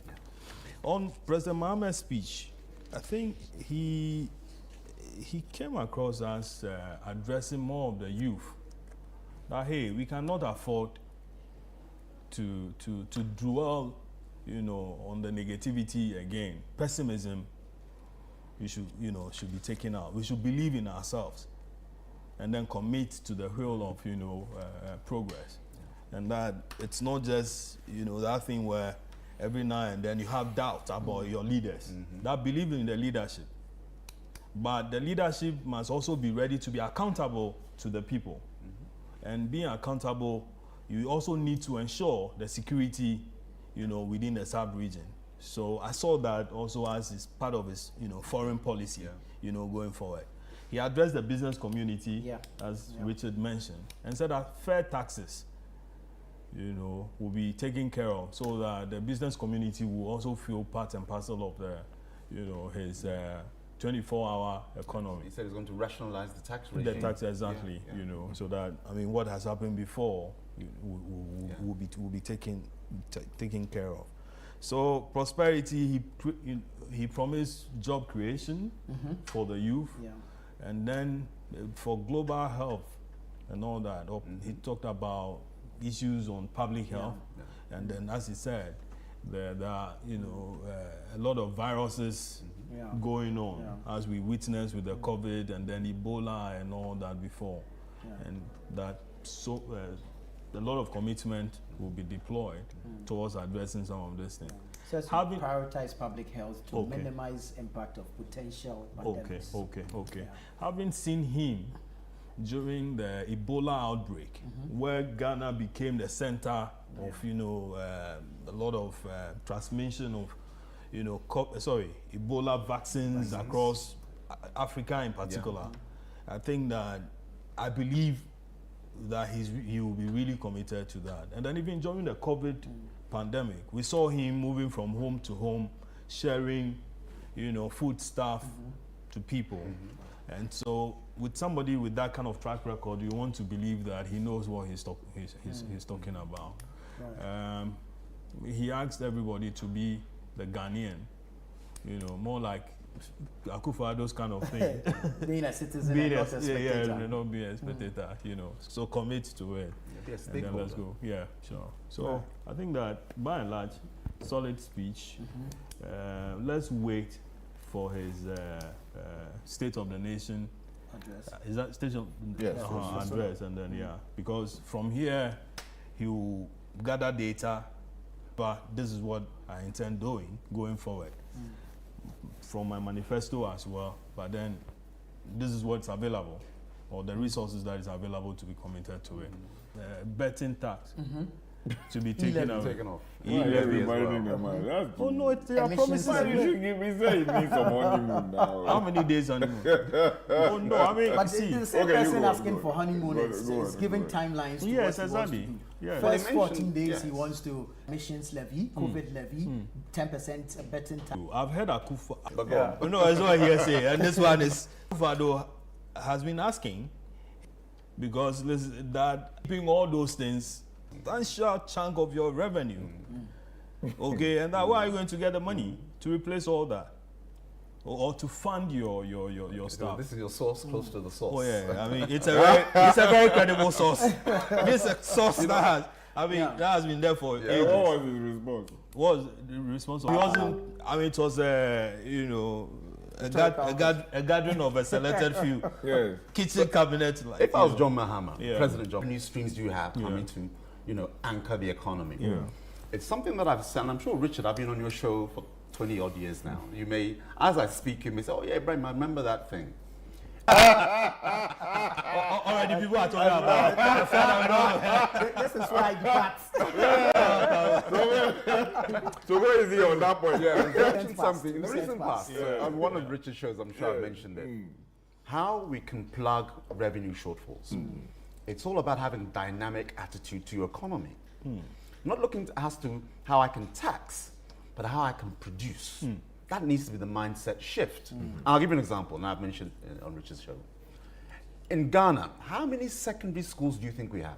Just several thousand, more in excess of 10,000. Good.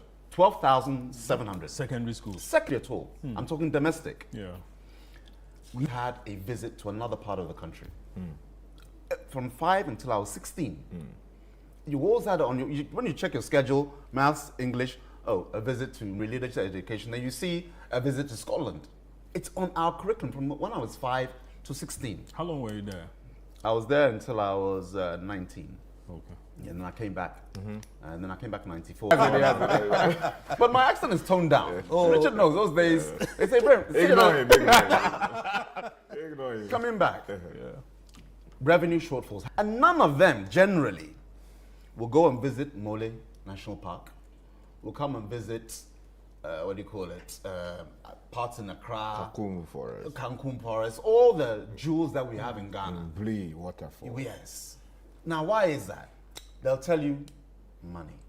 That, okay, we are going to fund. Because all it is you put your kids in a bus. A bus can carry 88, 100 children. I'm talking the VVIP ones. Likewise, a school in Tamale, remember the 12,000 schools will say, we're going to come to Boteman Sports Complex. And so on and so on. You get where I'm coming from. Now, what does that do? 2 million. Yeah. 2 million. Do you divide that by all the institutions we have in Ghana? I'm talking tourist places. Central markets. Yeah. You know, the Kanda Mosque here, the National Mosque, and so on and so forth. Suddenly, those places of interest are having daily revenue of up to 500 or 1,000 children per day. Yeah. Because it's a shift system. It's not like the children will go to school or visit these places, Richard, every single day. But doctors now will generate their own revenue. Because when the children come, they'll buy your common both fruits, cocoa, and what have you. Some souvenirs. Yes, some souvenirs.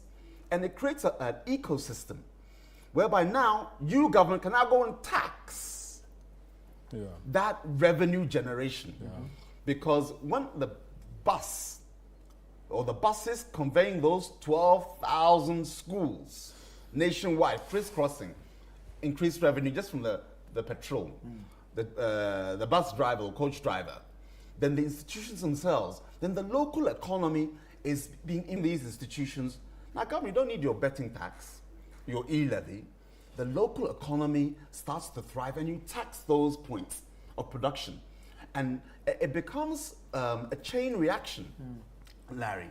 Because if I organize my facility very well, and I'm getting this money coming in, now I can also open it up to the foreign tourists. That is my main target.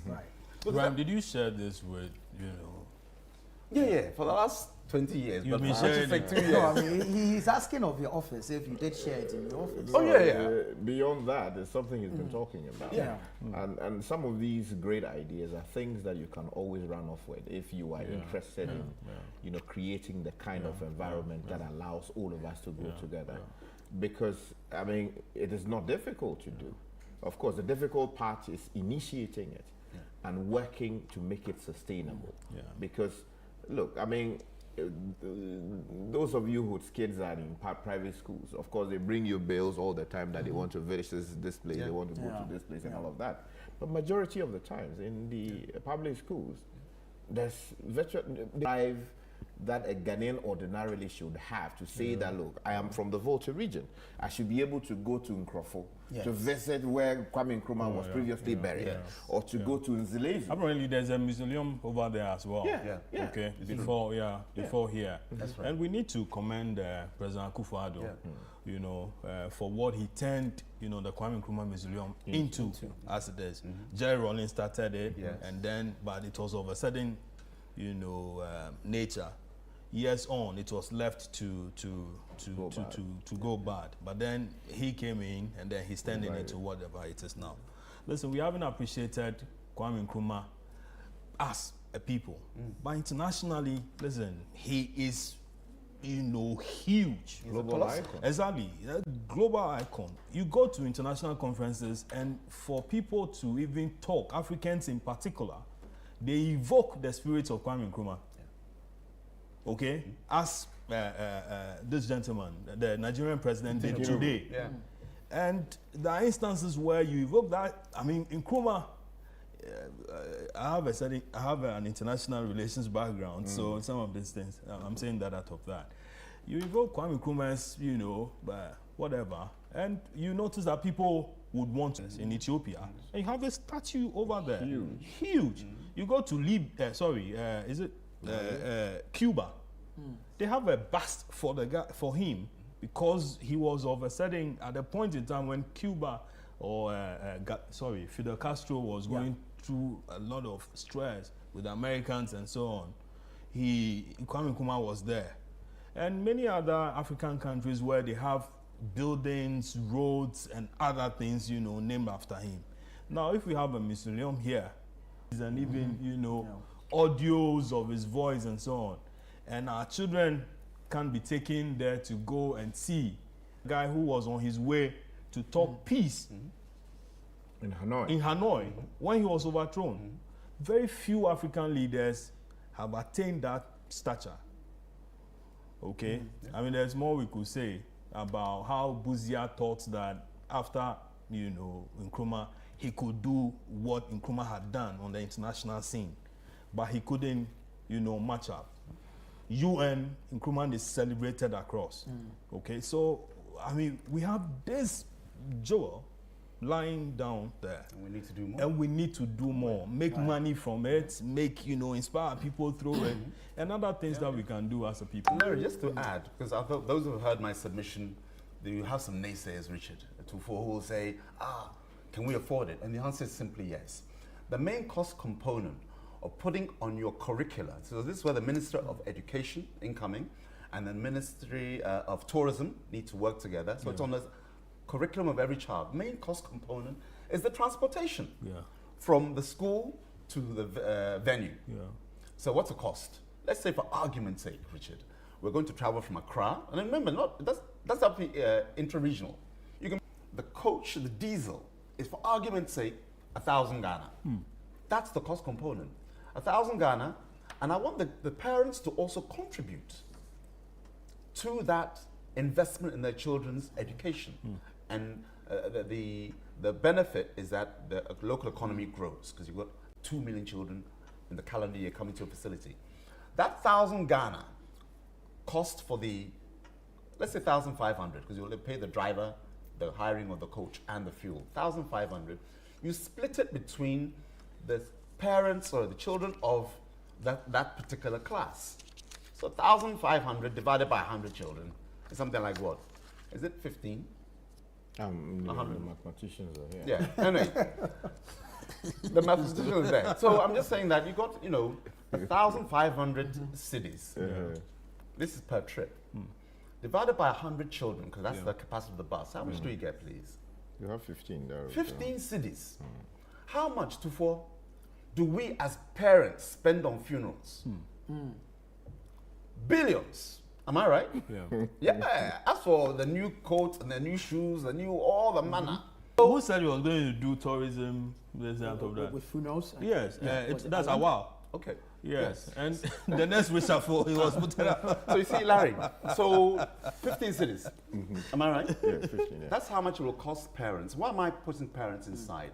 When you have a stake in something, you evaluate. And there are some things that I think we should also, make it mandatory. Now, there'll be someone who says it's free SHS. We know, but this isn't an elective. But it should be mandatory. But I don't want to dwell too much on that. But when you mention about the e-levy and the betting tax, I think what President Mahama must do, and I'm sure he will, God willing, inshallah, is have this dynamic mindset. And mind you, he wasn't the only one who said he was going to remove the e-levy. I think Dr. Baumia also said same. But then the argument that was raised was that, okay, why don't you do it now? But he made that response known at Moving Pick. I was there. You work within a cabinet system.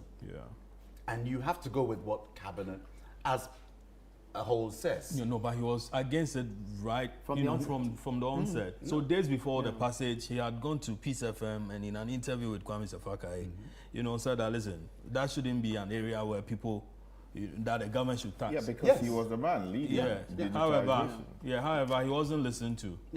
Is it true that the economic management team collapsed? It's not that it wasn't listened to. Larry? No, Larry. I can see where Larry's coming from. Let's stay with Mr. Mahama. Let's stay with Mr. Mahama. Today is for Mr. Mahama. On that one, it's important for our viewers. It's about consensus.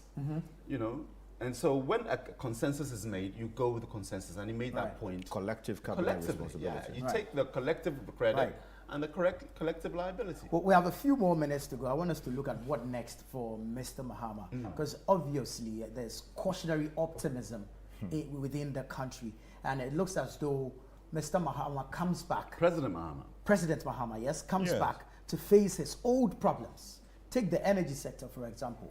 There's a looming power crisis due to the debts in the energy sector. But it's not as big as projected. I mean, we're told it was going to be somewhere in the region of 25 billion. Granted. But it's 2.5 billion. It's still debt nonetheless. So it has got to be dealt with. Granted. I'm not so sure about the doom that there will be power. Let's not usher in the new president with. Yes, but that must be because he also came on the back of a number of promises. And with the economy he is inheriting, the inflation rate as it is now, the youth unemployment, and his promise to deliver jobs to the youth. What next for Mr. Mahama? No, Baku Fadu said he solved everything. But saying it's not the same as the reality. You listen to the president's, the former president's speech in Parliament. Did he say anywhere in the speech that he read to Parliament that he had solved all the problems? No, he says the economy is not broke. Yes, that is not. Whoever was talking about that is not the same as I have solved everything. Oh no, well then he talked about things that he came to meet, the worst day that he met the country, and how where he's living it off. Yes. Let's circle back to Mr. President Mahama. Same thing we are talking about. Yes, but he is in charge now. He is the man.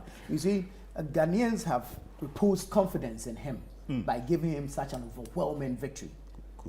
And so it is the expectation of Ghanaians that he will deliver. Well, so we want to know what next. Well, I mean, you see, when a president is elected, ideally, he should be able to do all the work himself.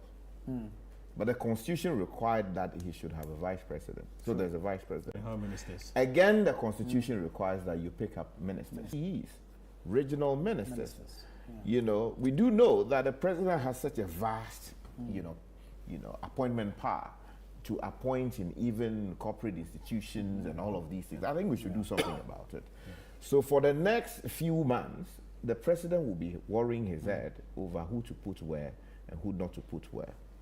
And as you already know, he says within the first 14 days of his time in office, he will complete his list of cabinet ministers for parliamentary approval. So we should expect, ideally, maybe by this evening, or maybe he wants this evening to go away.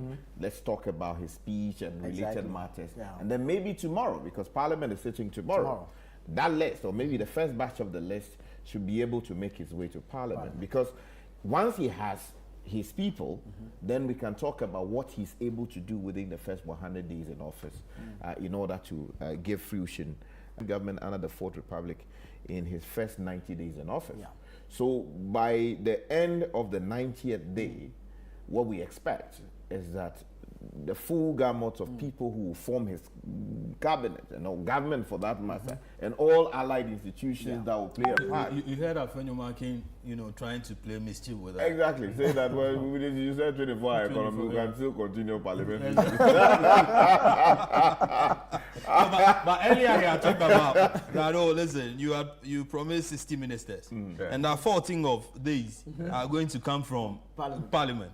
No, it's actually no more than 14. More than 14. Sorry, 14 of that. So 16 out of that. From 60, the 60. No, from the 60 exactly. Then you are left with what? That's like 20. How are you going to? And then you have key ministries: finance, attorney general, which one? Trade, education, sports, health, all those. Okay, and these are just ministers. Deputy ministers haven't come yet. I don't know. We should prepare for. Yeah, you see, it's still on the subject. So you have code of conduct. He spoke about what he wants to ensure that people are accountable. The last term he did something about code of conduct, and he's talking about establishing a robust code of conduct and standards for all government officials. Because once you have formed your government, you want to ensure that there is a certain, regime within which they work. There are things that are allowed. There are things that are not allowed. But there's a basic appreciation of how you are to conduct yourself as a state official. Yeah, but you have to enforce it as a leader. I mean, some of those enforcement come under jurisdictions like the UK, US, and all. They have that. They have parliamentary rules and regulations. Yes, and we've been here before. It's not like a new thing that we're going to do. Ibrahim, has been pressing the need for the legislation they have drafted. Are they still in existence? They're there. We have just a few minutes to go, so I need you to wrap it up so I can take their bites. So you see, that is necessary. But let me end it on 4, which talks about holding a national economic dialogue to discuss the true state of the economy and prepare a homegrown fiscal consolidation program to guide the budget. Because the budget you should expect sometime in March or after March. We are currently running on the basis of what you people normally call the mini budget. Yes, so expenditure in advance of operation. That's the technical term. Of everybody. So this national dialogue, as I understand it, is to provide that platform for people from all kinds of, areas to come together with their expertise, their shades of opinion to the table, and express them so that ultimately we can build what will be a document we all make inputs into in order to get out of the woods. But we are not out of the woods in my respectful view, because there are still challenges that we are having to deal with. We're still before the IMF. A portion of what they were supposed to have, given to us, we have necessary. He did it before. You remember the Century Consensus, which was not so much, some people didn't go because they had difficulty with it. I hope that people will put all their hands on board so that we can get a Ghanaian response to the Ghanaian problems that we have and get ourselves out of the difficulties. Larry, let me come to you. What next for President? I'm going to pick it from where Sky in just about a minute. Yeah, just ended. Now that he's calling for a dialogue of a sort, will the MPP side participate in it, having boycotted the other one? Nice and beautiful. Okay, so if the MPP is called that, hey guys, let's go and think about this whole thing again, would they be able to go there? And if they go, what are they going to talk about? Would they say that, but we left you so and so and so? I'm sure that what was said on on political platforms, what was said to to us, that listen, for somebody who wants to maintain a certain narrative as far as his legacy is concerned. Okay, so we need an appreciation of what really is in there, how the country is performing. And it's good when your rival is the one telling your story. Now, appointment obviously is going to be an issue. This is a man who has promised 60 ministers, as we try to talk about. People, he would have to meet the expectation of the people. Some people may be voted because of that. Okay, But then he has the party's demand, his party's demand to meet. And then there is a constitutional obligation also of, you know, doing the regional balance and all that. Okay, so, and how many? 50% of majority. Yeah, majority 50% should come. So if it is 60, at least 31 of them. Okay, Right, like, wrap it up for me. Let me hear. Yeah, should come from Parliament as well. So it's going to be tight. But like he said, we should all. Then I'll be brief. I think President Mahama has an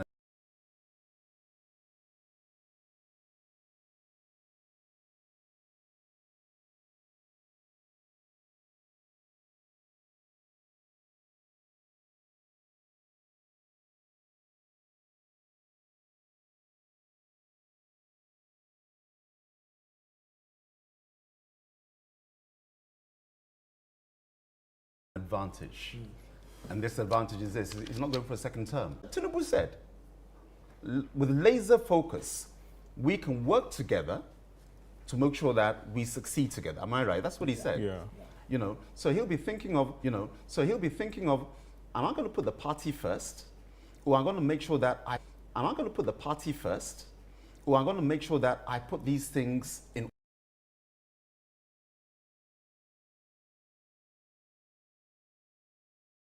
order. I'm talking about whether there'll be a pull or push from him. What he needs to do next is look at how to make sure that you strengthen the anchors of the economy, make sure that energy as well is looked at, and then employment. I think these three areas are where he needs to focus his attention on, and making sure that he can build upon the foundation, and not just the foundation, the strong pillars of growth that we're seeing in so many areas of the economy. That's what he needs to do. Yeah. Beyond that, again, Ghana is not an island.